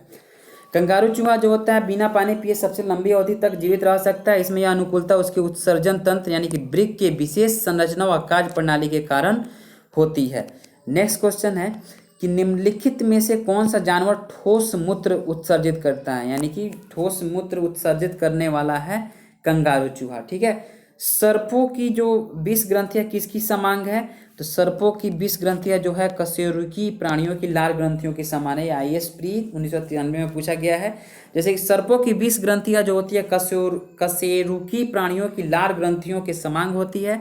सांप का 20 वास्तव में उसकी लार का ही परिष्कृत रूप है। ठीक है, नेक्स्ट क्वेश्चन है कि सांप के जहरीले 20 दंत होते हैं जो रूपांतरित होते हैं जंबिका दंत के। ठीक है, विषैले सांपों में ऊपरी जबड़ों की मैक्सिली हड्डियों की 1 से 3 जोड़ी, प्रायः एक जोड़ी बड़े व पीछे की ओर मुड़े 20 दंत तालू से मुखाग्रासन गुहिका में उभरे रहते हैं। यह मैक्सिलरी दंत यानी जंबिका दंत ऊपरी जबड़े में ही स्थित 20 ग्रंथियों से संबंध होते हैं। चट्टान पर उगने वाले पादप क्या कहलाते हैं। तो चट्टान पर उगने वाले पादपों को शैलोद्भिद कहा जाता है। जैसे ठीक है, चट्टान पर उगने वाले जो चट्टान पे जो उगते हैं पादप उसको बोला जाता है शैलोद्भिद। नेक्स्ट क्वेश्चन देखते हैं, निम्नलिखित में से कौन सा एक कीटाहारी पादप है। कीटाहारी पादप है। तो घटपर्णी जिसको पीचर प्लांट बोला जाता है। पीचर प्लांट जो होता है पौधा शिकार करने के बाद अपनी बनावट के कारण मांसभक्षी पौधे के रूप में जाना जाता है। घटपर्णी पौधों में फंसे कीट उसमें एकत्रित विषैले द्रव्य से मर जाते हैं। 47 क्वेश्चन नंबर 47 है, घटपर्णी के निम्नलिखित भागों में से कौन सा घट के रूप में रूपांतरित हो जाता है। तो ये कौन सा होता है, तो पत्ता हो जाता है। घटपर्णी जो होता है वो मांसाहारी कीटभक्षी पौधा होता है जो अल्प खनिज या अम्लीय मृदा में उगते हैं तथा जहाँ पर नाइट्रोजन की कमी होती है। नाइट्रोजन की कमी को पूरा करने के लिए कीटों को अपना आहार बनाते हैं। इन पौधों की पत्तियों के पर्णफलक कलश या सुराही की भांति विकसित होते हैं जिनमें पाचक एंजाइम पाए जाते हैं। जैसे ही कोई कीट पत्तियों के अंदर प्रविष्ट होता है वैसे ही कलश के ढक्कन द्वारा ढक लिया जाता है और पाचक एंजाइमों द्वारा नाइट्रोजन का पाचन घटपर्ण द्वारा कर लिया जाता है। निम्नलिखित में से कौन सा सही रूप से सुमेलित नहीं है। ठीक है, तो इसका आंसर है डी, यानी कि घटपर्णी जो होता है वो परजीवी आवृतबीजी नहीं है। बाकी ईस्ट जो होता है वो किण्वन से संबंधित है।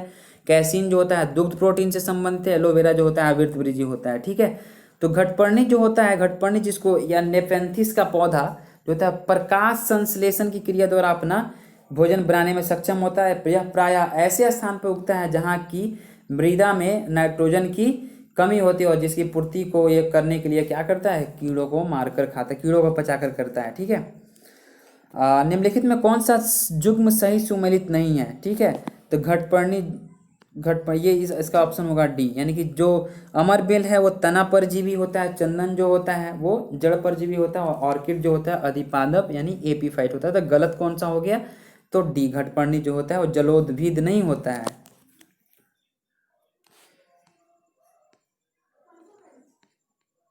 इसका थोड़ा सा व्याख्या देख लेते हैं। घटपर्णी या नेफेंथेसी कुल का कीटभक्षी पौधा है।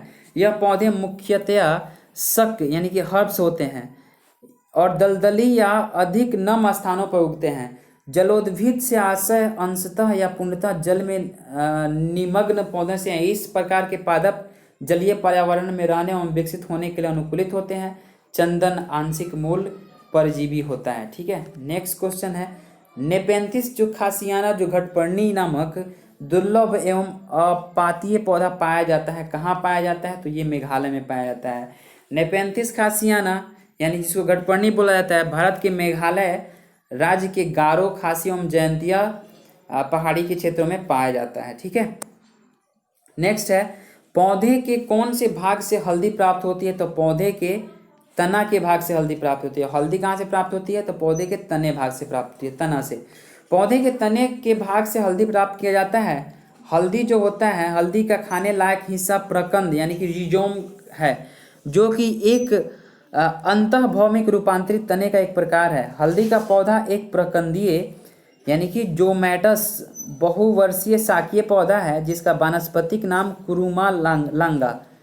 कुरकुमा लांगा है। यह कुल जिंजीबरेसी के अंतर्गत आता है। इसकी उत्पत्ति उष्णकटिबंधीय दक्षिण एशिया है, जिसका उपयोग औषधि, मसाले एवं रंग कारक इत्यादि के रूप में किया जाता है। नेक्स्ट क्वेश्चन है हल्दी के खाने लायक हिस्सा कौन सा है? तो हल्दी के खाने लायक हिस्सा जो है वो प्रकंद है। ठीक है, जिसको रिजोम बोला जाता है। फलों का वह प्रकार जिसमें लीची को रखा जा सकता है कहलाता है, क्या कहलाता है? तो ड्रूप कहलाता है। क्या कहलाता है? तो ड्रूप। ठीक है, नेक्स्ट क्वेश्चन देखते हैं। नेक्स्ट प्रश्न देखेंगे कि हल्दी के पौधे का खाने लायक हिस्सा कौन सा है? तो इसका होगा प्रकंद, अभी आप लोगों को बताया मैंने। फिर नेक्स्ट प्रश्न है कि फलों का वह प्रकार जिसमें लीची को रखा जा सकता है वह है, जैसे फलों का वह प्रकार जिसमें लीची को रखा जा सकता है वह है डूब। ठीक है, इसका व्याख्या हम देख लेते हैं। इसके व्याख्या में हम देखेंगे कि लीची जो है वो एक उष्णकटिबंधीय फल है। लीची एक उष्णकटिबंधीय फल है। यह सोपबेरी परिवार का सदस्य है। यह एक प्रकार का ड्रूप यानी कि ड्रूप है। ड्रूप ऐसे फल को कहते हैं जिसके बाहरी छिलके और गुद्दे के अंदर एक सख्त गुठली हो। ठीक है, नेक्स्ट क्वेश्चन है कि निम्न अधोभूमि उत्पादित सब्जियों में से कौन सी एक रूपांतरित जड़ है? तो इसका आंसर होगा शकरकंद। शकरकंद क्या है? तो एक रूपांतरित जड़ है। ठीक है, शकरकंद जो होता है, शकरकंद कौवावुलेसी कुल का एक वर्षीय पौधा है, पर यह एक अनुकूल परिस्थितियों में बहुवर्षीय सा व्यवहार करता है। यह एक सपुष्पक पौधा है। इसकी रूपांतरित जड़ की उत्पत्ति तने के पर्वसंधियों से होती है, जो जमीन के अंदर प्रवेश कर फूल जाती है। नेक्स्ट क्वेश्चन देखेंगे, निम्नलिखित पादपों में से किसका संग्रह अंग तना नहीं है? निम्नलिखित पादपों में से किसका संग्रह अंग तना नहीं है? तो इसका आंसर होगा डी, शकरकंद का। ठीक है, इसके एक्सप्लेनेशन में देख लेते हैं कि जो गन्ना है, गन्ना आलू एवं अदरक तने का रूपांतरण है, अर्थात जो गन्ना आलू एवं अदरक तने का रूपांतरण है, अर्थात इसका संग्रह अंग तना है। जबकि शकरकंद का संग्रह अंग जड़ या खुम्भी रूप है। यह मूलांकुर से विकसित होता है। नेक्स्ट क्वेश्चन देखेंगे, निम्न में से कौन सा तना है? निम्न में से कौन सा तना है? तो अदरक। अदरक क्या है? तना है। गन्ना आलू एवं अदरक तने का रूपांतरण है, यानी कि हम याद रखेंगे गन्ना आलू एवं अदरक जो है वो तने का रूपांतरण है, अर्थात इनका जो संग्रह अंग जो है वो तना है। जबकि सलजम, गाजर एवं शकरकंद, ठीक है, सलजम, गाजर एवं शकरकंद जड़ों की श्रेणी में। एक बार और रिकॉल करते हैं, गन्ना आलू एवं अदरक तने का रूपांतरण है, अर्थात इनका संग्रह अंग तना है। जबकि सलजम, गाजर एवं शकरकंद जड़ों की श्रेणी में है। ठीक है, नेक्स्ट क्वेश्चन देखेंगे, यहाँ पे मिलान करने के लिए दिया गया है, इसको मिलाएंगे। एक तरफ दिया है प्रकंद, एक तरफ स्तंभकंद, सल्ककंद, घनकंद। ठीक है, ये छत्तीसगढ़ पीसीएस प्री 2013 में पूछा हुआ प्रश्न है, तो इसका आंसर दिया हुआ है सी, यानी कि ए का 3, यानी कि प्रकंद जो होता है वो अदरक का होता है। ठीक है, और बी का 4 दिया है, स्तंभकंद जो होता है वो आलू का होता है। सी का 1 दिया है, सल्ककंद जो होता है वो लहसुन का होता है, और घनकंद जो होता है वो जिमीकंद होता है। ठीक है, नेक्स्ट क्वेश्चन देखेंगे, यहाँ पे वही उप मतलब मिलान करके यहाँ पे दिया हुआ है। जैसे कि देख सकते हैं, प्रकंद जो होता है वो अदरक का होता है, स्तंभ कंद आलू, केसल कंद लहसुन, घनकंद जिमीकंद सूरन। ठीक है। नेक्स्ट क्वेश्चन है कि निम्नलिखित में से कौन सा रूपांतरित स्तंभ है? तो आलू का रूपांतरित स्तंभ है। ठीक है, आलू जो है वो रूपांतरित स्तंभ है। आलू यानी कि पोटैटो जो होता है एक अंतःभौमिक रूपांतरित स्तंभ कंद यानी कि ट्यूबर है, जिनमें भोजन का संचयन मतलब स्टोर हो जाता है। इसका प्रयोग भोज्य पदार्थ के रूप में किया जाता है। इसमें अनेक कलिकाएं पाई जाती है जो वृद्धि कर नए पौधे का रूप ले लेती है। ठीक है। नेक्स्ट क्वेश्चन है, आलू है। आलू क्या है? ये एमपीपीसीएस प्री 2016 में पूछा हुआ क्वेश्चन है। तो आलू क्या है? तो एक कंद है। ठीक है, इसका एक्सप्लेनेशन देखते हैं। आलू एक भूमिगत रूपांतरित तना है जिसे कंद कहते हैं। यह लगभग गोलाकार होते हैं तथा भूमिगत शाखाओं के अंतिम सिरों के फूलने से इनका विकास होता है। कंद के पार्श्व भागों तथा शिखर पर कलिकाएं पाई जाती है। कंद की आंखें पर्व संधियों यानी कि नोड्स को प्रदर्शित करती है, जिसमें से एक नए पौधे का विकास होता है। नेक्स्ट क्वेश्चन देखेंगे कि निम्नलिखित में से कौन सा एक कवकों और उच्चतर पादपों की जड़ों के बीच उपयोगी प्रकार्यक साहचर्य है? तो इसका होगा आंसर कवक मूल। IAS प्री 1999 में ये प्रश्न पूछा गया था कि निम्नलिखित में से कौन सा एक कवक और उच्चतर पादपों की जड़ों के बीच उपयोगी प्रकार्यक साहचर्य है? तो इसका होगा कवक मूल। कवक मूल जो होता है, कवक मूल कवकों तथा उच्चतर पादपों की जड़ों के मध्य उपयोगी प्रकार्यक साहचर्य यानी कि फंक्शनल एसोसिएशन है, जिससे वे एक दूसरे से लाभान्वित होते रहते हैं। इसमें कवक यानी कि फंगस जो होता है मृदा से खनिज लवण जल को सोख कर उच्च स्तरीय पादपों को पहुंचाता है, जबकि उच्च स्तरीय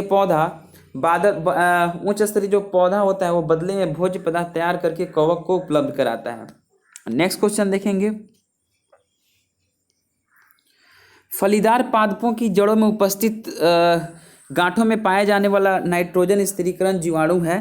तो ये है सहजीवी जीवाणु। ठीक है, एक बार प्रश्न फिर से पढ़ेंगे कि फलीदार पादपों की जड़ों में उपस्थित गांठों में पाया जाने वाला नाइट्रोजन स्थिरीकरण यानी नत्रजन, जिसको नाइट्रोजन बोला जाता है, नाइट्रोजन स्थिरीकरण जीवाणु है तो सहजीवी।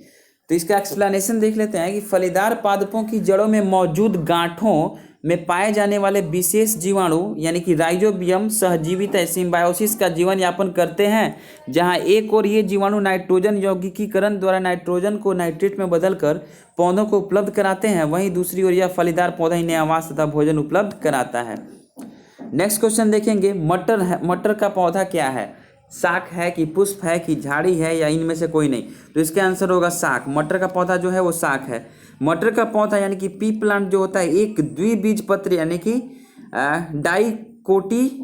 डाइकोटिलेडोनस शाकीय यानी कि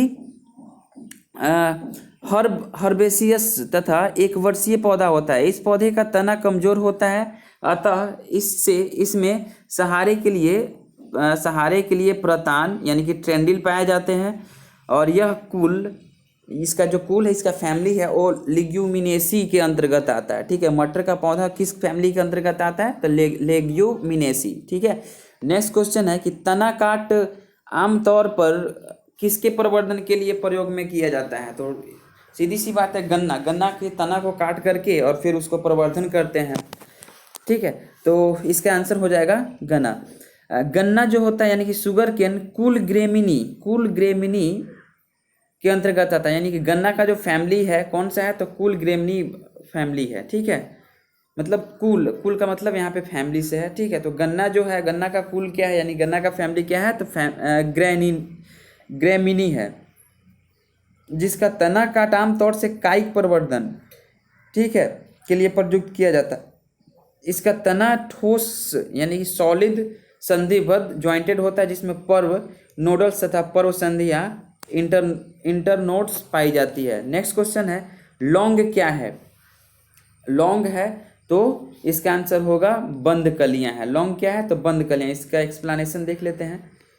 लौंग जो होता है यानी कि जिसको क्लोव्स बोलते हैं, बंद कलिया या पुष्प कलिका है, जिसका उपयोग भोज्य पदार्थ, दांतों के दर्द निवारक इत्यादि में किया जाता है। लौंग के पौधे का वनस्पतिक नाम साइजिजियम एरोमेटिकम है, जो कि जो कि मिट्रेसी फैमिली के अंतर्गत आता है, मिट्रेसी फैमिली के अंतर्गत आता है लौंग। इसका जन्म स्थल कहाँ है? तो इंडोनेशिया को माना गया तथा उपयोग समस्त विश्व में किया जाता है। यह एक सदाबहार वृक्ष है जिसकी ऊंचाई 10 से 20 मीटर तक होती है तथा इसकी पत्तियां बड़ी एवं अंडाकार होती है। नेक्स्ट क्वेश्चन देखेंगे, निम्नलिखित मसालों में से कौन सी एक पुष्पकलिका होती है? तो वहीं लौंग जो होती है एक पुष्पकलिका होती है। ठीक है, लौंग जो होता है यूजीनिया कैरियोफाइलेटा, लौंग यूजीनिया कैरोफाइलेटा नामक मध्यम कद वाले सदाबहार वृक्ष की पुष्पकलिका है जिसे सुखाकर मसालों, औषधियों, भोज्य पदार्थों इत्यादि के रूप में किया जाता है। नेक्स्ट क्वेश्चन है, फिर वही प्रश्न है कि लौंग क्या है? तो लौंग जो होता है वो सूखे फूल हैं। ठीक है, नेक्स्ट क्वेश्चन देखेंगे, लौंग पौधे के निम्नलिखित किस भाग से प्राप्त किए जाते हैं? तो वही है शुष्क पुष्पकली से हम लोग प्राप्त करते हैं। यह बीपीएससी 56वीं से 59वीं के प्री एग्जाम 2015 में पूछा गया प्रश्न है। इसको क्या करना है? इसको सुमेलित नहीं है, इसमें छांटना है कि सुमेलित नहीं है। तो जो केसर जो है वो बीज का भाग नहीं होता है। बाकी अदरक जो होता है राइजोम होता है, अफीम जो होता है अफीम की डोडी से प्राप्त किया जाता है, सन जो होता है तना से प्राप्त किया जाता है। ठीक है, इसका भी एक्सप्लेनेशन हम यहाँ पे देख लेते हैं। केसर जो है, केसर एक मसाला है जिसे सैफ्रॉन क्रोकस के पुष्प वर्तिका तथा वर्तिकाग्र से प्राप्त किया जाता है। इस पौधे का वानस्पतिक नेम जो होता है वानस्पतिक नाम जो होता है क्रोकस सेटाइवस है जो कि इरिडेसी कुल फैमिली के अंतर्गत आता है। केसर मतलब कि क्रोकस सेटाइवस मूल फूल के स्त्री भाग से प्राप्त किया जाता है जो बीज बनाने वाला भाग है। यह पुष्पीय बहुवर्षीय पौधा है। केसर का स्वाद तीखा होता है तथा इसमें सैफ्रानल एवं पिक्रोसिन नामक रसायन पाया जाता है। इसका उपयोग औषधि तथा भोज्य पदार्थों को स्वादिष्ट तथा सुनहला बनाने में किया जाता है। नेक्स्ट क्वेश्चन है, केसर होता है सूखा मिश्रण। किसका होता है? तो फूल के बीज बनाने वाले भागों का ये सूखा मिश्रण होता है। ठीक है, नेक्स्ट क्वेश्चन है, यहाँ पे इसको देखना है कि दिए गए पौधे और उनके खाद्य भाग्य के युग्म में से कौन सा सही सुमेलित नहीं है। सही सुमेलित कौन सा नहीं है? तो आलू जो होता है, आलू मूल नहीं होता है बल्कि आलू क्या होता है? कंद होता है। ठीक है, अदरक जो होता है वो प्रकंद होता है। प्याज जो होता है मांसल पर्ण मतलब उसका खाया जाता है। नारियल का भ्रूण पोष खाया जाता है। और आलू का खाने वाला भाग जो होता है वो क्या होता है? कंद होता है, यानी कि रूपांतरित तना जो होता है वो कंद में परिवर्तित हो जाता है, न कि मूल। अतः विकल्प सी सही मतलब सुमेलित नहीं है। तो ये आलू जो होता है वो मूल नहीं होता है बल्कि कंद होता है। ठीक है, नेक्स्ट क्वेश्चन है, निम्न में से आलू का कौन सा भाग खाने योग्य होता है? तो आलू का खाने वाला भाग जो होता है तना होता है। ठीक है, नेक्स्ट क्वेश्चन है, निम्न में से कौन सा एक फल है? तो ये जो है निम्न में से कौन सा एक फल है? भिंडी जो है वो फल है। हम तो आज तक सब्जी ही जानते थे लेकिन भिंडी क्या है? वो फल है। ठीक है, इसका एक्सप्लेनेशन देख लेते हैं। भिंडी जिसका मतलब ओकरा और लेडीज फिंगर पौधा का एक पुष्पीय पादप यानी कि फ्लावरिंग प्लांट है जिसका वानस्पतिक नाम एबेल मोस्कस एस्क्यूलेंटस है। इसका फल कैप्सूल प्रकार का होता है जिसमें बीजों की संख्या अधिक होती है। इस फल का संपूर्ण भाग खाया जाता है। अतः अन्य विकल्पों में आलू का खाया जाने वाला भाग तना तथा मूली एवं शकरकंद का भाग जड़ है। मूली और शकरकंद का जो भाग हम लोग खाते हैं वो जड़ को खाते हैं। ठीक है, नेक्स्ट क्वेश्चन है कि पादप कली क्या है? पादप कली एक भ्रूणीय टहनी है। इसका एक्सप्लेनेशन देख लेते हैं। ये 56वीं से 59वें बीपीएससी प्री 2015 में पूछा गया प्रश्न है। वनस्पति विज्ञान में किसी अविकसित प्ररोह यानी कि इसको एम्ब्रोयनिक शूट को कली या कलिका कहते हैं या किसी पत्ती के कक्ष पर या तने के अंतिम छोर पर उत्पन्न होते हैं। ठीक है, नेक्स्ट क्वेश्चन देखते हैं। कॉर्क निम्नलिखित में से किस पेड़ से प्राप्त होता है? कॉर्क जो होता है वो क्वेकर्स नामक पेड़ से प्राप्त होता है। कॉर्क ओक नामक वृक्ष की छाल से प्राप्त किया जाता है जिसका वनस्पतिक नाम क्वेकर सुबर है। इस पौधे का उत्पत्ति स्थल भूमध्य सागरीय क्षेत्र यानी कि मेडिटेरियन रीजन है। कॉर्क का नियमित आकार का पत्ती भीति वाला तथा मोम युक्त कोशिकाओं वाला होता है। नेक्स्ट क्वेश्चन है, लहसुन की अभिलाक्षणिक गंध का कारण क्या है? तो इसमें सल्फर जो यौगिक होता है उसी के कारण ये क्या होता है कि उसका गंध होता है। ठीक है, इसका एक्सप्लेनेशन देख रहे हैं। ये IAS प्री 1997 में पूछा गया प्रश्न है, छत्तीसगढ़ PCS प्री 2005 में पूछा गया है, और यूपी PCS स्पेशल जो मेन का एग्जाम हुआ था मेंस का, उसमें ये 2008 में पूछा गया था। एक्सप्लेनेशन देख लेते हैं। तो लहसुन जो होता है यानी कि गार्लिक की जो अभिलाक्षणिक गंध होती है, जो स्मेल आती है, का कारण गंधक यौगिक यानी कि सल्फर यौगिक है, सल्फर कंपाउंड है। इसके अलावा प्याज, सरसों के तेल आदि में भी सल्फर पाया जाता है। लहसुन का तेल वाष्पशील यानी कि वोलाटाइल तथा महत्वपूर्ण इसेंशियल ऑयल होने के कारण सक्रिय गुण रखता है। इस तेल में सल्फर की प्रचुर मात्रा पाई जाती है, जबकि ऑक्सीजन का अभाव होता है। लहसुन का उपयोग स्वेदजनक, मूत्रवर्धक, कफ निवारक, उत्तेजक इत्यादि के रूपों में किया जाता है। ठीक है, नेक्स्ट क्वेश्चन देखते हैं। प्याज के छिलके उतारने पर आंसू आते हैं। प्याज के जो छिलके हम लोग उतारते हैं आंसू आते हैं, क्योंकि प्याज निष्कासित करता है। क्या निष्कासित करता है? तो सल्फोनिक अम्ल निष्कासित करता है। ठीक है, इसका एक्सप्लेनेशन देख लेते हैं। प्याज काटने पर सिंथेज नामक एंजाइम निष्कासित होता है। सिंथेज एंजाइम प्याज में उपस्थित सल्फाइड एमिनो अम्ल को सल्फेनिक अम्ल में परिवर्तित कर देता है। अस्थायी सल्फेनिक अम्ल अपने को पुनः व्यवस्थित कर सिन प्रोपेना इथाइल एस ऑक्साइड का निर्माण करता है, जो आंख में आंसू उत्पन्न करता है। ठीक है, नेक्स्ट क्वेश्चन देखते हैं। जीवन चक्र की दृष्टि से पौधे का सबसे महत्वपूर्ण अंग क्या है? ये अच्छा क्वेश्चन है, 47वें BPSC 2003 में पूछा गया क्वेश्चन है कि जीवन चक्र की दृष्टि से पौधे का सबसे महत्वपूर्ण अंग क्या है? तो पुष्प है। ठीक है, देख लेते हैं व्याख्या। जीवन चक्र की दृष्टि से पौधे का सबसे महत्वपूर्ण अंग पुष्प है। यह पौधे के प्रजनन में सहायक होता है। एक पुष्प में पुंकेसर और स्त्री केसर मिलकर प्रजनन भागों का निर्माण करते हैं। यानी कि पुष्प में प्रजनन भागों का निर्माण कौन करते हैं, कौन कौन मिलकर करते हैं? तो पुंकेसर और स्त्री केसर मिलकर के प्रजनन भागों का निर्माण करते हैं। मिर्ची की तीक्ष्णता का कारण क्या है? जो मिर्च खाते हैं तो तीखा लगता है, उसका कारण क्या है? तो कैप्सेइन की उपस्थिति के कारण जो मिर्च का जो स्वाद होता है वो तीक्ष्ण होता है।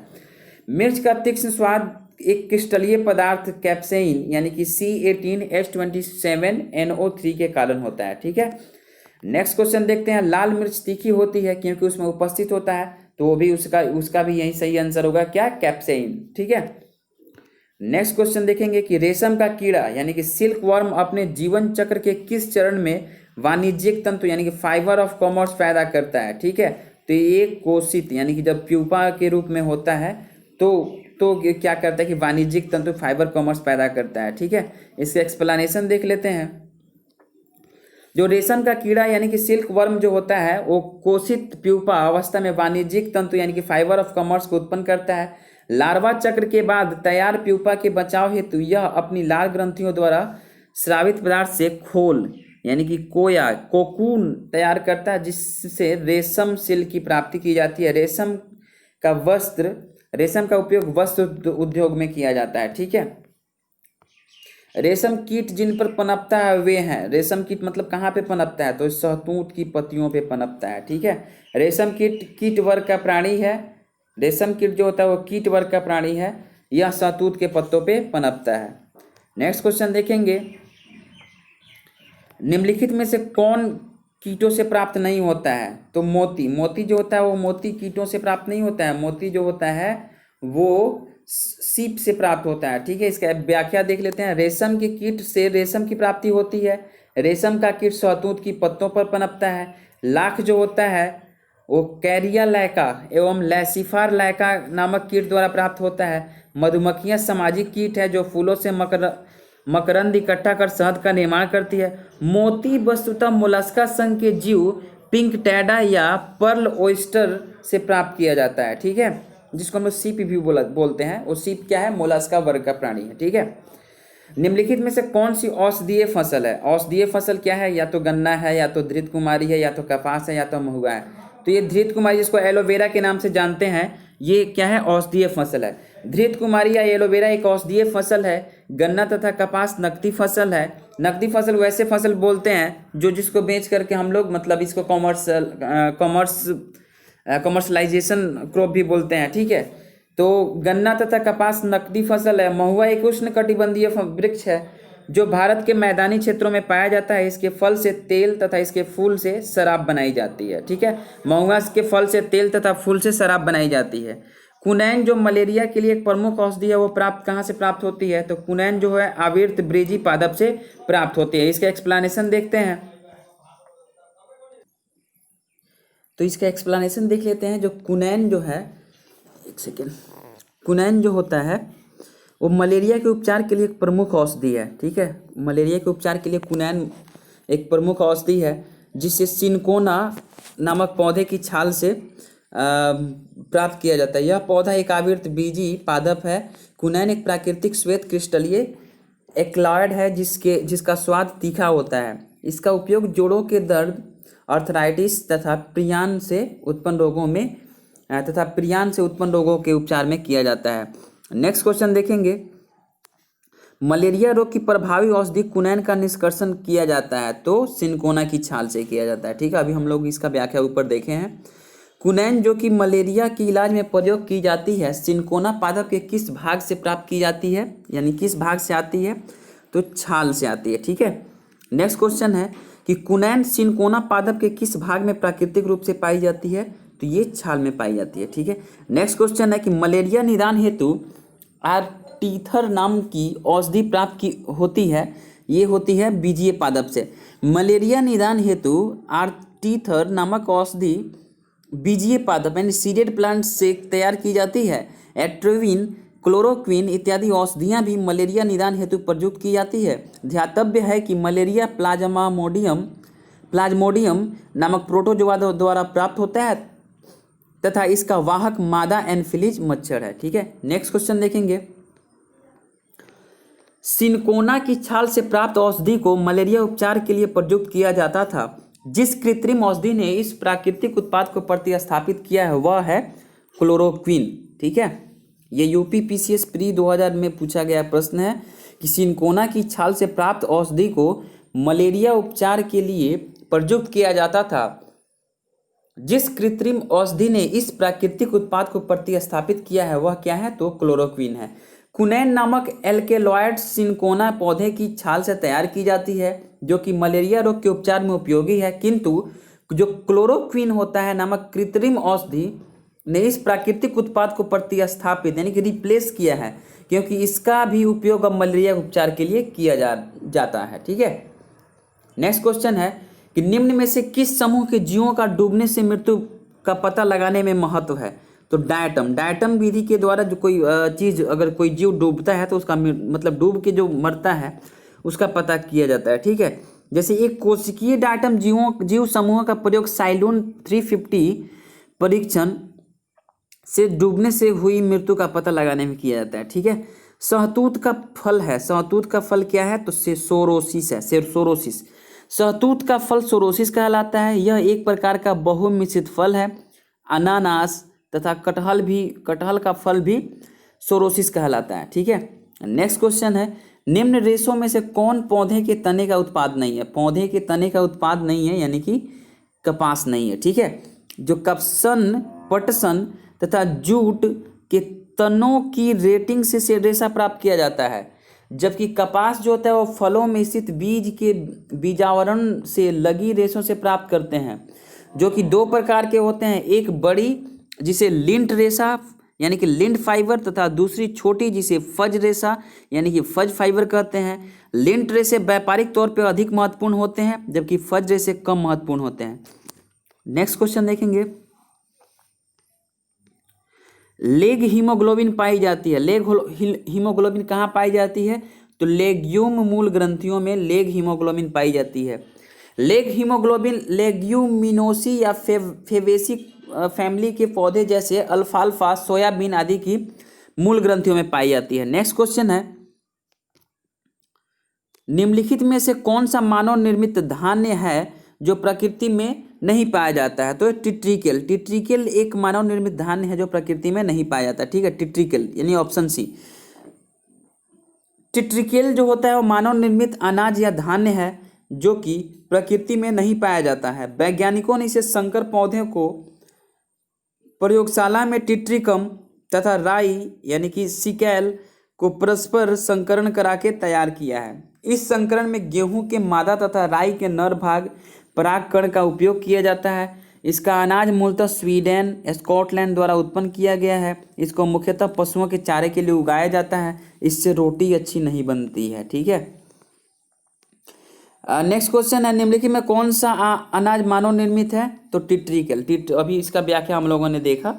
ठीक है। नेक्स्ट क्वेश्चन है कि कैनोला जो होता है, कैनोला मानव उपभोग के लिए उगाई गई विशिष्ट प्रकार की तिलहन यानी कि ऑयल सीड मस्टर्ड की किस्मों को निर्दिष्ट करता है। इन किस्मों की मुख्य विशेषता यह है कि इनके तेल में इरूसिक अम्ल की मात्रा जो बहुत अल्प होती है। ठीक है। मतलब कैनोला मानव उपभोग के लिए उगाई गई विशिष्ट प्रकार की तिलहन सरसों यानी कि ऑयल सीड मस्टर्ड की किस्मों को निर्दिष्ट करता है।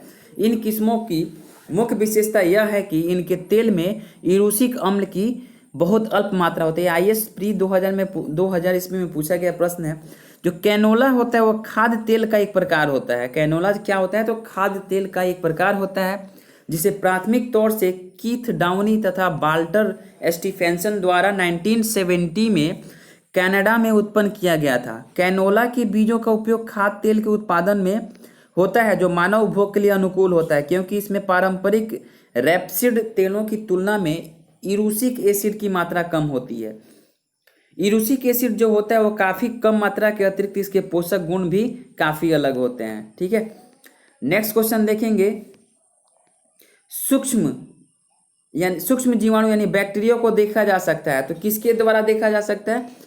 तो कंपाउंड दूरबीन के द्वारा। ठीक है। कंपाउंड दूरबीन के द्वारा। ठीक है। जो जीवाणु जो होता है अति सूक्ष्म एवं साधारण जीव है। इसकी लंबाई 2 से 4 माइक्रोन यानी कि ये म्यू का साइन है। ठीक है। 2 से 4 माइक्रोन तक होती है।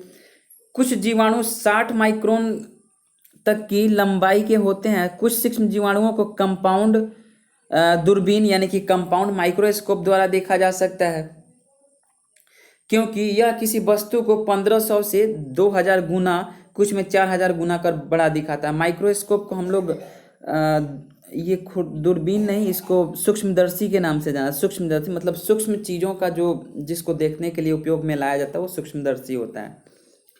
नेक्स्ट क्वेश्चन है कि स्पॉन्जी टिश्यू यानी कि स्पंजी ऊतक जो एक ऐसी गंभीर समस्या है जिसके कारण आम की जिस प्रजाति का निर्यात को प्रभावित हो रहा है वह है तो अल्फांसो।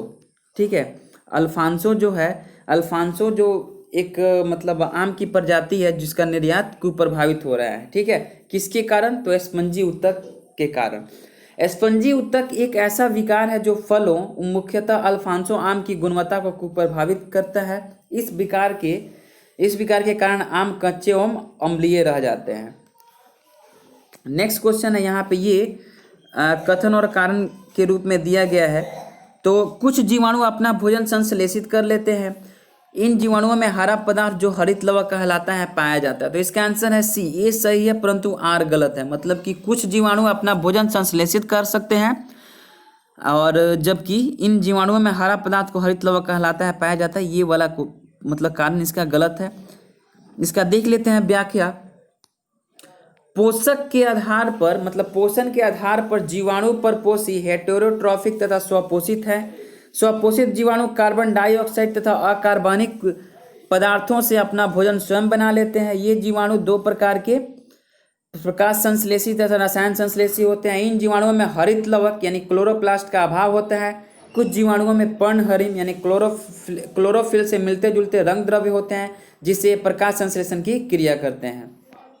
नेक्स्ट क्वेश्चन देखेंगे, सूक्ष्म जीवाणु यानी कि बैक्टीरिया के बारे में कौन सा कथन सत्य है? तो ये उपयुक्त में से कोई नहीं। मतलब कि इसका देख लेते हैं, डायरेक्ट हम लोग व्याख्या देखते हैं। यानी कि जीवाणु जो होता है सबसे सरल अति सूक्ष्म एक कोशिकीय आद्य यानी कि प्रीमिटिव जीव है जिन्हें मोनेरा जगत में रखा गया है। जीवाणु हमारे लिए लाभदायक और हानिकारक दोनों प्रकार के होते हैं तथा इनका अध्ययन जीवाणु विज्ञान यानी कि बैक्टीरियोलॉजी में किया जाता है। निम्न कथनों पर विचार कीजिए। क्या है? कथन और कारण दिया गया है। मतलब कि मरुस्थलीय पौधों की जड़ तंत्र काफ़ी लंबे होते हैं। ठीक है। मृदा का उच्च तापमान जड़ विकास को प्रोत्साहित करता है। तो इसका आंसर होगा सी, यानी कि ए सही है परंतु आर गलत है। मरुस्थलीय पौधों की जड़ तंत्र काफी लंबे होते हैं, ये बात सही है, जबकि मृदे का उच्च तापमान जड़ विकास को प्रोत्साहित करता है, ये गलत है। व्याख्या में देख लेते हैं। मरुस्थलीय पौधों के अंतर्गत कैक्टस, मदार, घिग्वार यानी कि एलोए इत्यादि पौधे आते हैं जो कि शुष्क वातावरण में अपना जीवन चक्र पूर्ण कर लेने की क्षमता रखते हैं। इन पौधों में जड़ तंत्र यानी कि रूट सिस्टम मृदा से जल की खोज के लिए काफी लंबे हो जाते हैं तथा इनके तने जो होते हैं वो छोटे, रूपांतरित एवं कभी कभी भूमिगत भी होते हैं। ठीक है, नेक्स्ट क्वेश्चन है, मरुस्थलीय पौधे की जड़ें लंबी होती है क्योंकि जड़ें पानी की तलाश में लंबी हो जाती है। ठीक है, नेक्स्ट क्वेश्चन देखेंगे। मरुस्थल में फ्रियोटोफाइट्स मिलते हैं, यानी कि ऐसे पादप जिनमें क्या चीज होता है, तो जिनमें लंबी 20 से 30 फीट मूसला जड़ होती है। ठीक है, क्रिएटोफाइट्स मरुस्थल में पाए जाने वाले पौधे होते हैं जिनमें जल को संचित रखने के विशेष तरीके विकसित हो जाते हैं। इन पौधों की जड़ें अत्यधिक लंबी होती है जो भूमि में काफी गहराई तक जाकर पानी का अवशोषण करती है। फ्रिएटोफाइट्स की जड़ें वस्तुतः 20 से 30 मीटर तक की लंबाई ग्रहण करके भूमिगत जल सतह तक पहुंच जाती है। ठीक है, नेक्स्ट क्वेश्चन है कि शुष्क जलवायु के भली भांति अनुकूलित पेड़ पौधे को कहते हैं, तो मरुद्भिद कहते हैं। यानी कि शुष्क जलवायु जहाँ होती है वहाँ भली भांति अनुकूलित मतलब उसको एडॉप्ट करके जो पौधा वहाँ पे उगता है उसको क्या बोलते हैं, यानी कि मरुद्भिद यानी कि जेरोफाइट्स। ठीक है, शुष्क वातावरण या मरुभूमि जैसे वातावरण में पाए जाने वाले पेड़ पौधों का मरुद्भिद यानी जेरोफाइट्स, जिसमें XERO जेरो लग गया, इसका मतलब वो सूखा हो गया, जैसे कि जेरोक्स होता है ना, जेरोक्स। ठीक है, तो यही मरुद्भिद मतलब सूखा, जो कि अपने शरीर का शुष्क वातावरण के प्रति पूर्णतः अनुकूलित कर लेते हैं। जल के उस्वेदन को कम करने के लिए कि बाह्य त्वचा मोटी यानी उपचम यानी क्यूटिकल की परत में ढकी रहती है तथा पत्तियां कांटों में परिवर्तित हो जाती हैं। इनके अंतर्गत नागफनी, मदार, नेरियम, ब्रायोफिलम इत्यादि पौधे आते हैं। नेक्स्ट क्वेश्चन देखेंगे कि मरुभूमि के पादप अधिकतर क्या होते हैं, तो मांसल होते हैं। मरुभूमि में पाए जाने वाले पौधों के कुछ भाग जल को संचित रखने के लिए अधिक मांसल तथा स्थूल होते हैं। ठीक है, नेक्स्ट क्वेश्चन देखेंगे कि पौधे जो नमक युक्त मिट्टी में उगते हैं उनको क्या बोलते हैं, तो हेलोफाइट्स के नाम से जाना जाता है। वैसे पौधे जो नमक युक्त मिट्टी में उगते हैं उनको हेलोफाइट्स के नाम से जाना जाता है। लवण मृदोद्भिद यानी कि हेलोफाइट्स उन पादपों को कहते हैं जो उच्च लवणता युक्त जल में पैदा होते हैं। नेक्स्ट क्वेश्चन देख रहे हैं। नेक्स्ट क्वेश्चन है कि निम्नलिखित कथनों पर विचार कीजिए। जेली रुदन का कारण अम्ल की अधिकता है। गन्ने के लिए सर्वाधिक अनुकूल जैव उर्वरक राइजोबियम है। नमकीन पानी में उगाए गए पौधे थैलोफाइट्स कहलाते हैं। सुषुप्तावस्था तोड़ने वाला हार्मोन साइटोकाइनिन। इनमें से कौन सा सही है, तो इनमें से केवल 4 और 1 सही है, यानी कि एक में देख सकते हैं जेली रुदन का कारण अम्ल की अधिकता है और सुषुप्तावस्था को तोड़ने वाला हार्मोन जो है वो साइटोकाइनिन है। ठीक है, देख लेते इसका व्याख्या। जेली रुदन का कारण अम्ल की अधिकता अतः कथन 1 सही है, बिल्कुल। और बीजों की सुषुप्तावस्था को तोड़ने वाले हार्मोन को जिबरेलिन तथा साइटोसिन है। ठीक है, अतः कथन 4 भी सही है। गन्ने के लिए सर्वाधिक अनुकूल जैव उर्वरक एसिटोबैक्टर है। ठीक है, न कि राइजोबियम। ठीक है, एसिटोबैक्टर। अतः कथन 2 असत्य है। नमकीन पानी में उगने वाले पौधे हेलोफाइट्स कहलाते हैं। ठीक है, थैलोफाइट्स नहीं, हेलोफाइट्स कहलाते हैं। ठीक है, नेक्स्ट क्वेश्चन है कि एपीफाइटस वे पौधे हैं जो अन्य पौधों पर निर्भर रहते हैं। ठीक है, यांत्रिक अवलंब के लिए IAS प्री 2001 में क्वेश्चन पूछा गया है। ठीक है, एपीफाइट्स वे पौधे होते हैं जो अन्य पौधों पर निर्भर होते हैं यांत्रिक अवलंब के लिए। अधिपादप यानी कि एपीफाइट्स वे पौधे हैं जो दूसरे जीवित पौधे पर उगे या लगे रहते हैं। वे अपना भोजन स्वयं बनाते हैं क्योंकि इनमें पर्णहरित यानी कि क्लोरोफिल पाया जाता है। यह सिर्फ पोषक पौधों पर यांत्रिक अवलंब के लिए निर्भर रहते हैं। इन्हें वायवीय पादप यानी कि एरियल प्लांट्स भी कहा जाता है क्योंकि इनकी जड़ें जो है मृदा से नहीं लगी रहती है। इनके अंतर्गत ऑर्किड्स के पौधे आते हैं। ऑर्किड्स का जो पौधा होता है वो एपीफाइट्स के अंतर्गत आता है। ठीक है, नेक्स्ट क्वेश्चन है कि जल की अधिकतम मात्रा जिसकी पौधों की आवश्यकता होती है वह उसे अवशोषण निम्न के माध्यम से करते हैं, यानी कि जड़ों के बालों के माध्यम से करते हैं। ठीक है, जड़ों पौधे अपनी, इसका व्याख्या देखना है, पौधे अपनी जड़ों के बालों द्वारा भूमि से जल का अवशोषण करते हैं। जड़ों के बाल जो होता है यानी कि रूट हेयर्स होता है, एक प्रकार की पतली भित्ति वाली एक कोशिकीय संरचना है जो जड़ों के बाहरी भाग यानी कि एपिडर्मिस से निकलती है। नेक्स्ट क्वेश्चन है, हाइड्रोफाइट्स कहते हैं किसको? तो एक जलीय पौधे को हाइड्रोफाइट्स कहते हैं। ठीक है, इसका भी व्याख्या देख लेते हैं। क्योंकि बहुत अधिक जल H2O वाले स्थान पर पाए जाने वाले पौधों को हाइड्रोफाइट यानी कि जलोदभिद कहते हैं। इनमें बड़े बड़े अंतरकोशिकीय स्थान यानी कि इंटरसेलुलर स्पेसेस होते हैं जिनमें वायु भरी होती है, जो कि पौधों के तैरने में सहायक होते हैं। इन पौधों में यांत्रिक ऊतक भी बहुत कम विकसित होते हैं या उनका पूर्ण अभाव होता है। नेक्स्ट क्वेश्चन, पौधे द्वारा ली गई विकिरण ऊर्जा का निम्न परिणाम देती है। तो जल का प्रकाश अपघटन। ठीक है, पौधे द्वारा ली गई विकिरण ऊर्जा यानी कि रेडिएंट एनर्जी का परिणाम जल का प्रकाशीय यानी कि फोटोलाइसिस ऑफ वाटर होता है, प्रकाशीय अपघटन होता है, जिसमें जल यानी कि H2O के अणु टूटकर हाइड्रोजन तथा ऑक्सीजन गैस बनाते हैं। और इसमें H2 आयन इलेक्ट्रॉन वाहक यानी कि इलेक्ट्रॉन कैरियर का काम करता है। जल का प्रकाशिकीय अपघटन प्रकाश क्रम में संपन्न होता है। नेक्स्ट क्वेश्चन है कि निम्न में से किसका सही सुमेल नहीं है? निम्न में से किसका सही सुमेल नहीं है? तो तृणभक्षी जो होता है वो गौण उपभोक्ता नहीं होता है। ये यूपीपीसीएस प्री 2000 में पूछा गया प्रश्न है। जैसे उत्पादक जो होते हैं, प्रोड्यूसर स्वजीवी वे होते हैं जो अपना भोजन स्वयं बना लेते हैं। ठीक है, उपभोक्ता परोपजीवी होते हैं, अर्थात दूसरे जीवों से अपना भोज्य पदार्थ ग्रहण करते हैं। विबंधक मृतोपजीवी, ठीक है, सेप्रोफाइट्स होते हैं जो अपना भोज्य पदार्थ मृत जीवों से ग्रहण करते हैं। तृणभक्षी गौण उपभोक्ता ना होकर प्राथमिक उपभोक्ता यानी प्राइमरी कंज्यूमर होते हैं जो कि शाकाहारी होते हैं। ठीक है, नेक्स्ट क्वेश्चन, प्रथम पोषक स्तर के अंतर्गत आते हैं, कौन आते हैं? तो हरित पादप। ठीक है, वे सभी पौधे प्रकाश संश्लेषण के द्वारा भोजन का निर्माण करते हैं, प्राथमिक पोषक या उत्पादक कहलाते हैं। पौधे प्रकाश संश्लेषण के हरे रंग के लवक यानी कि क्लोरोफिल की सहायता से करते हैं। प्रकाश संश्लेषण क्लोरोफिल की सहायता से होता है। क्लोरोफिल के कारण ही पौधे का रंग जो होता है, पत्तियों का रंग हरा होता है। नेक्स्ट क्वेश्चन देखेंगे, आर्कीबैक्टीरिया के एक समूह को उत्पादन के लिए उपयोग में लाया जाता है, मेथेन के। ठीक है, आर्कीबैक्टीरिया जो होता है लक्षण सामान्य जीवाणुओं से भिन्न होते हैं। इसके मिथेनोजेन समूह अवायवीय होता है तथा ये दलदल वाले स्थानों और पशुओं के रुमेन में पाए जाते हैं। इसका उपयोग मीथेन के उत्पादन में होता है। नेक्स्ट क्वेश्चन देखें कि अधिकांश कीट श्वसन कैसे करते हैं? तो वातक तंत्र के द्वारा। ये IAS प्री 2007 में पूछा गया प्रश्न है कि अधिकांश कीट किस प्रकार श्वसन करते हैं, किसके द्वारा? तो वातक के द्वारा करते हैं। ठीक है, सभी जो कीट होते हैं ना कि इंसेक्ट्स जो होता है, इंसेक्ट्स जो होता है वो श्वसन की क्रिया होती है। इंसेक्ट्स में श्वसन की क्रिया होती है जिसके दौरान वे ऑक्सीजन को शरीर के अंदर ग्रहण कर कार्बन डाइऑक्साइड को बाहर निकालते हैं। इनमें श्वसन के लिए वायु नलियों या ट्रैकी का जाल बिछा रहता है जिसे वातक तंत्र यानी कि ट्रैकल सिस्टम कहा जाता है। यह तंत्र बाहरी वायु को ग्रहण कर शरीर की प्रत्येक कोशिकाओं तक पहुंचाने में सहायक होता है। ठीक है, नेक्स्ट क्वेश्चन देखेंगे कि जमी हुई झील के अंदर मछली जीवित रह सकती है।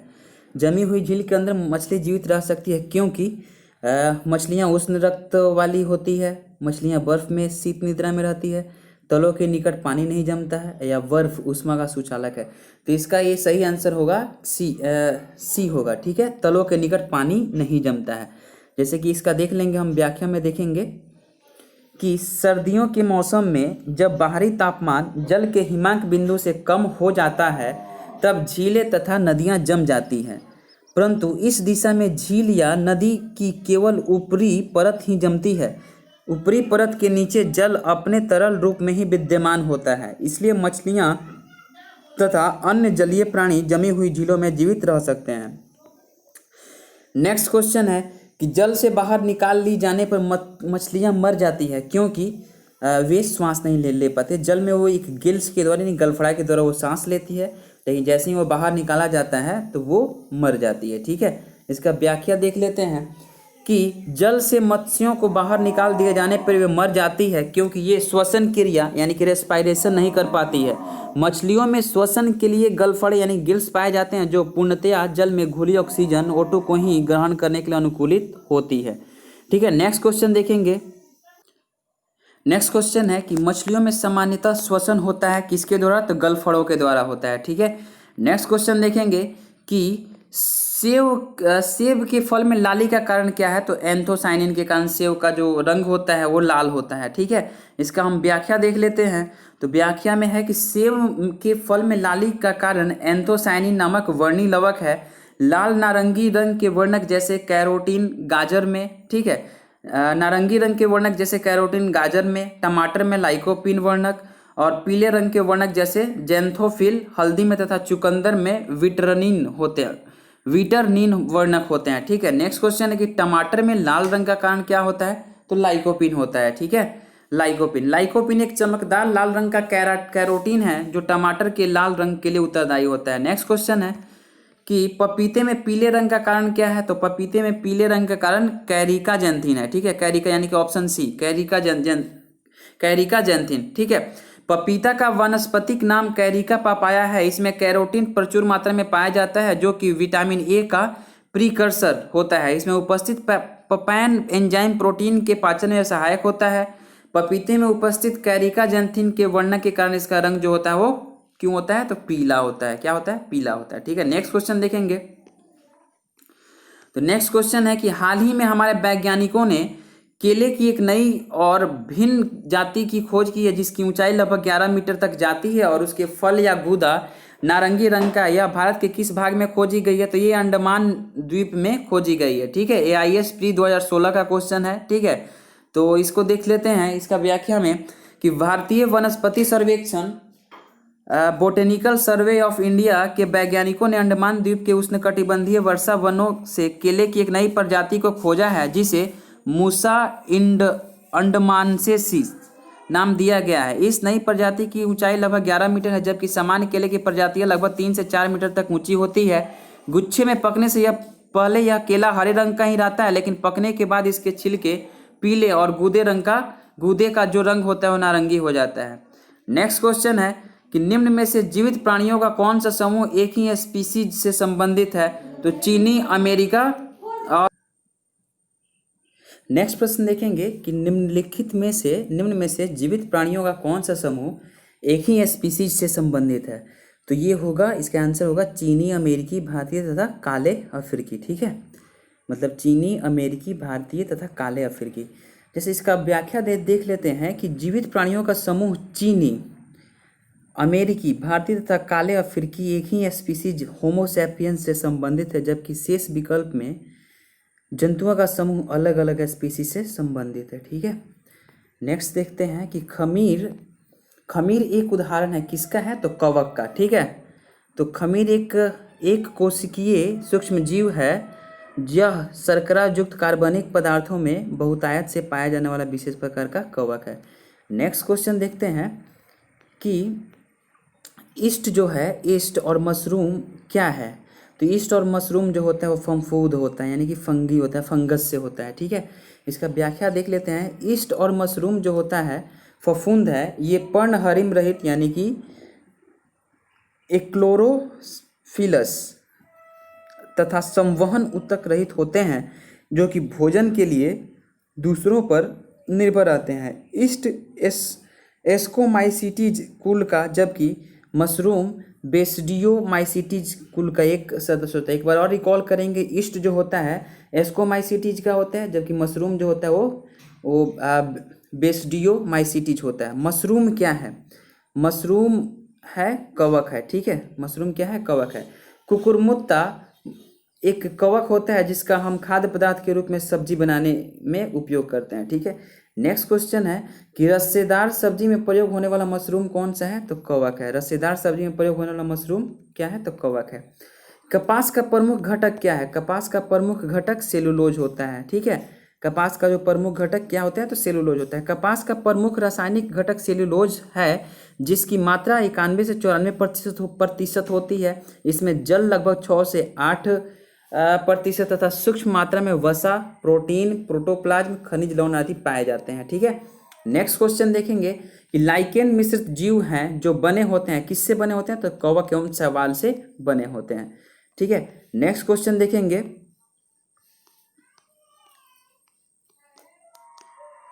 इसका थोड़ा सा व्याख्या भी देख लेते हैं। लाइकेन से संबंधित जो प्रश्न था, तो लाइकेन दो पूर्णतया भिन्न वनस्पतियों से बना एक द्वैध पादप होता है। इन वनस्पतियों में से एक शैवाल और दूसरा कवक होता है, किंतु इन दोनों में इतना निकटतम साहचर्य होता है कि इनसे बना लाइकेन एक ही पौधा का प्रतीत होता है। ठीक है, नेक्स्ट प्रश्न देखेंगे कि लाइकेन जो एक नग्न चट्टान पर पारिस्थितिक अनुक्रम को प्रारंभ करने में सक्षम है, वास्तव में किनके सहजीवी साहचर्य हैं? ये ISP 2014 में पूछा गया क्वेश्चन है। तो शैवाल और कवक के साहचर्य हैं। ठीक है, इसका व्याख्या थोड़ा सा इसका व्याख्या हम देख लेते हैं। ठीक है, ये जो व्याख्या जो लिखा हुआ है कि लाइकेन निम्न श्रेणी की एक छोटी वनस्पतियों का एक समूह है जो विभिन्न प्रकार के आधारों पर उगे हुए पाए जाते हैं।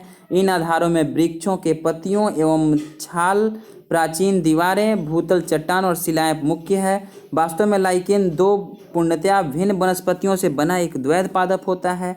इन वनस्पतियों में से एक शैवाल यानी कि एल्गी और दूसरा कवक यानी कि फंगस, किंतु इन दोनों में इतना निकटतम साहचर्य होता है कि इनसे बना लाइकेन एक ही पौधा प्रतीत होता है। ठीक है, इस साहचर्य में अधिकांशतः कवक ही होता है, जो शैवाल वाले अंग के ऊपर एक थैले की भांति आवरण होता है तथा थैलस के आकार के लिए उत्तरदायी होता है। दोनों वनस्पतियों की मिश्रित वृद्धि से ही लाइकेन को एक विशेष आकार और संरचना प्राप्त होती है, जिससे लाइकेन कई कुल और जातियों में विभक्त हो जाते हैं। नेक्स्ट क्वेश्चन देखेंगे कि नोस्का पिन किससे प्राप्त होता है? नोस्का पिन किससे प्राप्त होता है? तो पोस्ता यानी कि पॉपी से प्राप्त होता है, पोस्ता से प्राप्त होता है। ठीक है, ये UPPCS मेन 2012 का पूछा हुआ प्रश्न है कि चिकित्सीय दृष्टि से महत्वपूर्ण नोस्का पिन पोस्ता से प्राप्त होता है। ठीक है, नेक्स्ट क्वेश्चन देखेंगे कि जो हेरोइन है, हेरोइन प्राप्त होती है कहाँ से? तो हेरोइन अफीम या पोस्ता से प्राप्त होती है, हेरोइन। ठीक है, हेरोइन अफीम पोस्ता से प्राप्त किया तो यह सफ़ेद रंग का पाउडर है जो अफीम पोस्ता से प्राप्त मॉर्फिन के संश्लेषण से बनाया जाता है। नेक्स्ट क्वेश्चन है, मॉर्फिन किससे प्राप्त होती है? तो मॉर्फिन जो प्राप्त होती है वो किससे प्राप्त होती है? तो फल से प्राप्त होती है। ठीक है, इसका व्याख्या देख लेते हैं कि मॉर्फिन पोस्ता वैज्ञानिक नामक, ठीक है, मॉर्फिन पोस्ता यानी कि वैज्ञानिक नाम इसका है पेपावर सोमनीफेरम के अपरिपक्व फलों यानी कि अनड्राइव फ्रूट्स से प्राप्त की जाती है। पोस्ता का पौधा एक आवृत वृक्षी पादप है जिससे अफीम तथा हेरोइन भी प्राप्त किया जाता है। मॉर्फिन शब्द की उत्पत्ति मार्फियस से हुई है तथा इसका उपयोग दर्द निवारक औषधि तथा निद्रा कारक के रूप में किया जाता है। मॉर्फिन का सीधा प्रभाव केंद्रीय तंत्रिका यानी सेंट्रल नर्वस सिस्टम यानी कि CNS पे पड़ता है। नेक्स्ट क्वेश्चन देखेंगे कि अफीम प्राप्त किया जाता है। ठीक है, तो बिना पके फल के लैटेक्स से, जिसका आंसर होगा बिना पके फल के लैटेक्स से। ठीक है, अफीम के पौधे के दूध यानी कि लैटेक्स को सुखाकर बनाया गया पदार्थ है। अफीम दूध निकालने के लिए उसके कच्चे अपरिपक्व फल के एक चीरा लगाया जाता है जिससे इसका दूध निकलने लगता है जो निकलकर सूख जाता है। ठीक है, नेक्स्ट क्वेश्चन है कि अफीम पोस्त किस पौधे के भाग से प्राप्त होता है? तो अधपके फल से प्राप्त होता है। ठीक है, अफीम जो है पोस्त पौधे के अधपके फल से प्राप्त होता है। नेक्स्ट क्वेश्चन है कि अफीम जो है का मुख्य अवयव क्या है? ठीक है, इसका मेन कंपोनेंट कौन सा है? तो मॉर्फिन होता है। ठीक है, मॉर्फिन इसका अवयव क्या है? मॉर्फिन है। ठीक है, पेपेवर सोमनीफेरम पेपेवरेसी फैमिली का प्रमुख पौधा है। इसके अपरिपक्व कैप्सूल के दूधीय लैटेक्स से अफीम अर्थात ओपियम प्राप्त होता है। अफीम में मुख्यतः मॉर्फिन नामक एल्कोलॉइड पाया जाता है। अफीम अनेक औषधियों में शांतिकर के रूप में प्रयुक्त की जाती है। अफीम की लत एडिक्शन जो होता है वो क्या होता है? वो हानिकारक होता है। ठीक है, नेक्स्ट देखेंगे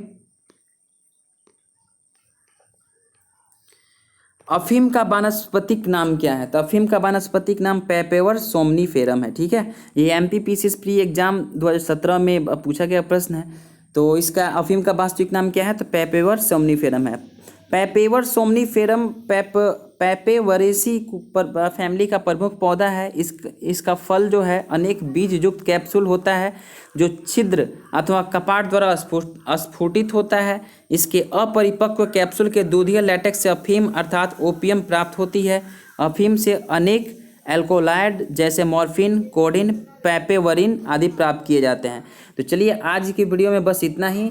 ये तो वीडियो बहुत ज़्यादा लंबा हो गया, लेकिन ये जितने भी सारे प्रश्न को मैंने आप लोगों को कराया है, जितने भी सारे प्रश्न को इसमें इंक्लूड किया गया है, ये सारे प्रश्न बीपीएससी, यूपीएससी, एमपीपीसीएस, सीजीपीसीएस या फिर अदर स्टेट की जितने भी एग्जाम है, यहाँ तक कि यूपीएससी में भी जो भी प्रश्न पूछा गया है जो जीव विज्ञान से संबंधित है, उसमें ये सारे प्रश्न को पूछा गया है। तो इस प्रश्न को मेरे कराने का एक यही मतलब, एक यही टारगेट है कि आप लोग एग्जाम में एक भी प्रश्न को ना छोड़ें और ये एक समझ बन जाए कि किस तरह से प्रश्न को पूछा जाता है। ठीक है, तो अगर आप लोगों को ये वीडियो अच्छा लगा तो इसको लाइक कीजिए, सब्सक्राइब कीजिए और शेयर कर दीजिए, और ताकि मैं फिर नेक्स्ट वीडियो को मैं बना सकूं।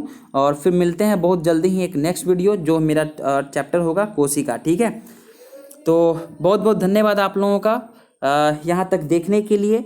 और प्लीज़ देख लिए हैं तो 1 मिनट का समय लगेगा, अपनी कमेंट सेक्शन में एक बार आप बता सकते हैं कि कैसा लगा ये सीरीज़। मिलते हैं जल्द ही नेक्स्ट वीडियो में, तब तक के लिए आप सभी को बहुत बहुत धन्यवाद। और प्लीज़ इसको एक बार लाइक कर दीजिए और सब्सक्राइब भी कर दीजिए और शेयर भी कर दीजिए। Thanks for watching this.